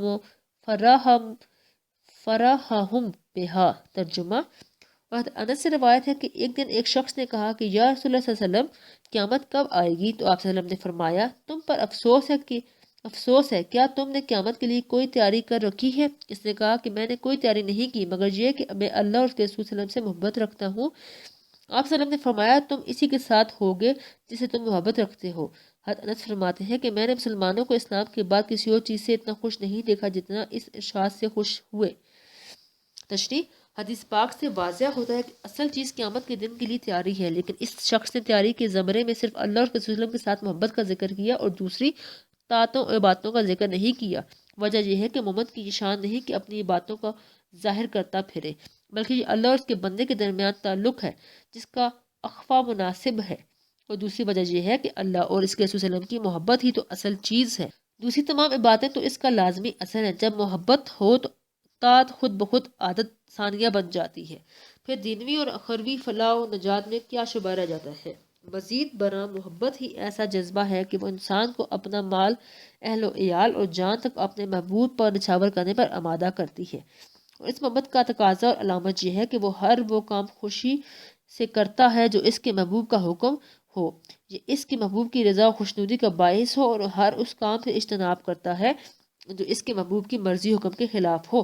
تو گویا جب اللہ اور اس کے رسول صلی اللہ علیہ وسلم کی محبت دل میں ہو تو پھر اللہ اور اس کے رسول صلی اللہ علیہ وسلم کی اطاعت نہ صرف آسان بلکہ عادت ثانیہ بن جاتی ہے، اور یہی قیامت کے دن کے لیے تیاری ہے۔ چونکہ آپ صلی اللہ علیہ وسلم کی محبت تو صحابہ کے دلوں میں رچی بسی تھی، اور آخرت میں آپ صلی اللہ علیہ وسلم کی معیت ان کا مدعا اور مقصود تھی، لہٰذا آپ صلی اللہ علیہ وسلم کے ارشاد سے ان کو بے انتہا خوشی حاصل ہوئی۔ باب و ما ینہی عنہ من التہاجر والتقاط واتباع العورات، ترک ملاقات و انقطاع تعلق اور عیب جوئی جیسی ممنوع چیزوں کا بیان۔ تھاجر کے معنی ہے ترک کرنا اور کاٹنا، اور تقاطع کے معنی بھی یہی ہے۔ اس اعتبار سے تقاطع معنوی اعتبار سے تھاجر کی وضاحت اور بیان کے لیے ہے۔ ان دونوں لفظوں سے مراد ایک مسلمان کا دوسرے مسلمان سے 3 دن سے زیادہ سلام و کلام اور ملنا جلنا چھوڑ رکھنا اور اسلامی بھائی چارے کو نظر انداز کرنا ہے۔ صفحہ نمبر 320۔ عورات عورت کی جمع ہے، اور لغت میں عورت اس چیز کو کہتے ہیں جو شرم کی متقاضی ہو اور جس کو ظاہر کرنا پسند نہ کیا جاتا ہو بلکہ اس کو پوشیدہ رکھنا ہو، جیسے کسی شخص میں کسی عیب اور نقصان کا ہونا۔ اس اعتبار سے اتباع عورات کا مطلب کسی کی عیب جوئی کرنا ہے۔ حدیث نمبر 52۔ 3 دن سے زیادہ خفگی رکھنا جائز نہیں۔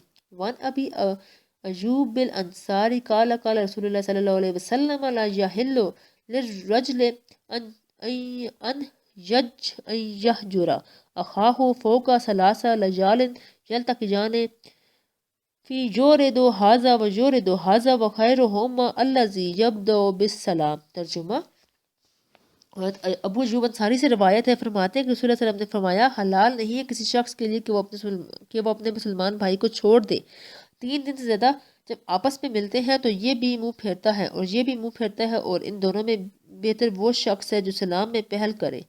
تشریح: حدیث پاک کا مفہوم ہے کہ اجتماعی طور پر ایک جگہ رہنے سہنے اور روزمرہ کے باہمی معاملات کی وجہ سے آپس میں بعض اوقات نزاع ہو جایا کرتا ہے، اور خفگی اور ناراضگی کی صورت میں بھی پیش آ جاتی ہے، لیکن اس خفگی اور ترک ملاقات کو 3 دن سے زیادہ نہیں رکھنا چاہیے۔ ہاں اگر ترک تعلق کسی دینی معاملے کی وجہ سے ہو یا کسی دینی اور دنیاوی نقصان کے اندیشے سے ہو تو پھر ترک تعلق کی اجازت ہے، لیکن بہتر انداز میں کہ اس کی غیبت اور عیب جوئی نہ کی جائے۔ 3 دن سے زیادہ کی قید اس لیے ہے کہ 3 دن تک ترک تعلق حرام نہیں ہے، کیونکہ انسان کی طبیعت میں غیظ و غضب اور تندی و بے صبری کا جو مادہ موجود ہے وہ اپنے اثر ظاہر ضرور کرتا ہے، اس لیے اس قدر مدت معاف کر دی گئی تاکہ انسان کے ان جذبات کی بھی تسکین ہو جائے اور صلح صفائی ہو جائے۔ سلام کے ذریعے ابتدا کرنے کا مطلب یہ ہے کہ جو شخص سلام کے ذریعے ابتدا کرے گا وہ بہتر گردانا جائے گا، تاکہ دوسرے تعلقات ہوں یا نہ ہو کم از کم ترک سلام تو ختم ہو جائے، تاکہ اخوت اسلامی کا یہ بنیادی حق ضائع نہ ہونے پائے۔ دراصل ہر مسلمان کو دوسرے مسلمان کے سامنے حلیم اور متواضع ہو کر رہنا چاہیے۔ قرآن مجید نے اہل ایمان کی ایک صفت یہ بتائی ہے کہ وہ ایک دوسرے کے سامنے خاکسار ہوتے ہیں۔ اگر آپس میں اکڑ اور تفاخر کا اظہار کیا جائے تو غیرت، بغض اور عداوت پیدا ہوتی ہے، قوم پھوٹ کا شکار ہو جاتی ہے، جس کا نتیجہ تباہی ہے۔ صفحہ نمبر 321۔ باہمی محبت اللہ تعالیٰ کی عظیم نعمت ہے۔ جو شخص اس محبت سے منہ موڑتا ہے وہ اللہ تعالیٰ کی ناراضگی کو دعوت دیتا ہے۔ ایک دوسری حدیث میں ہے کہ اگر 3 روز کی ناچاکی کے بعد اسی حالت پر وفات پائی تو وہ دوزخ میں جائے گا۔ ایک اور حدیث پاک ہے کہ ہر پیر و جمعرات کے روز جنت کے دروازے کھلتے ہیں اور ہر موحد کے گناہ بخش دیے جاتے ہیں، سوائے اس کے جس کی اپنے مسلمان بھائی سے عداوت ہو۔ فرشتوں کو اعلان ہوتا ہے کہ ان دونوں آدمیوں کو مہلت دو حتیٰ کہ آپس میں صلح کر لیں اور جنت میں داخل کیے جائیں۔ حدیث نمبر 53۔ ان باتوں سے ممانعت جن سے معاشرے کی انفرادی اور اجتماعی زندگی فاسد ہوتی ہے۔ وَأَنْ أَبِي هُرَيْرَةَ قَالَ قَالَ رسول اللہ صلی اللہ علیہ وسلم إِيَّكُمْ وَالظَّنَّ فَإِنَّ الظَّنَّ أَكْذَبُ الْحَدِيثِ وَلَا تَحَسَّسُوا وَلَا تَجَسَّسُوا وَلَا تَنَاجَشُوا وَلَا تَحَاسَدُوا وَلَا تَبَاغَضُوا وَلَا تَدَابَرُوا وَكُونُوا عِبَادَ اللَّهِ إِخْوَانًا وَفِي رِوَايَةٍ وَلَا تَنَافَسُوا۔ ترجمہ، اور حضرت ابو ہریرہ سے روایت ہے، فرمایا کہ رسول اللہ صلی اللہ علیہ وسلم نے فرمایا، بدگمانی سے اجتناب کرو کیونکہ بدگمانی باتوں کا سب سے بدتر جھوٹ ہے، اور دوسروں کی ٹوہ میں نہ رہو اور کسی کی جاسوسی نہ کرو اور کسی کے سودے نہ بگاڑو اور آپس میں حسد نہ کرو اور باہمی بغض نہ رکھو اور باہم روگردانی مت کرو اور اللہ کے بندے بھائی بھائی بن جاؤ۔ اور ایک روایت میں ہے کہ اور آپس میں حرس نہ کرو۔ تشریح: ظن کی اصل معنی ہے گمان، اچھا ہو یا برا، لیکن یہاں پر برا گمان مراد ہے۔ حدیث سے مراد ہے بات یا کلام، یہاں وہ باتیں مراد ہیں جو نفس پیدا کرتا ہے۔ تحسس اور تجسس دونوں لفظوں کا تقریباً ایک ہی معنی ہے۔ بعض نے یہ فرق لکھا ہے کہ تجسس کے معنی کسی کی باتوں کو یا رازوں کو چوری چھپے سننا یا دیکھنا، اور تجسس کے معنی کسی شخص کی برائیوں اور عیوب کی تفتیش کرنا ہے۔ بہرحال دونوں کے معنی ٹو میں لگا رہنا اور جاسوسی کرنا ہے۔ تناجش کا مادہ نجش ہے، اس کا معنی ہے محض دوسرے آدمی کو نقصان کرنے کو، کسی سودے میں زیادہ بولی دینا یا قیمت بڑھانا۔ تحاسد حسد سے ہے، کسی کے پاس کوئی نعمت دیکھ کر اس کے زوال کی آرزو کرنا اور خود حصول کا طمع رکھنا۔ تباغض کا مادہ بغض ہے، بغض سے مراد دل میں نفرت کا موجود ہونا ہے۔ تدابر کے لفظی معنی ہے ایک دوسرے سے منہ موڑ لینا، جس کا لازمی نتیجہ ایک دوسرے کی پیٹھ پیچھے برائی ہوتی ہے۔ تنافس کے معنی حسد کے معنی کے قریب ہے، البتہ تنافس کے معنی میں دنیا کی طرف میلان اور رغبت رکھنے کے معنی کا احتمال بھی موجود ہے۔ صفحہ نمبر 322۔ اس اعتبار سے تنافس کا مطلب آپس میں حرس کرنا ہے۔ اس حدیث پاک میں جن چیزوں سے منع کیا گیا ہے ان کا معاشرہ کی انفرادی و اجتماعی زندگی سے براہ راست تعلق ہے۔ ان باتوں سے اگر اجتناب کیا جائے تو معاشرے میں پھیلنے والی بہت سی خرابیوں سے نجات حاصل کی جا سکتی ہے۔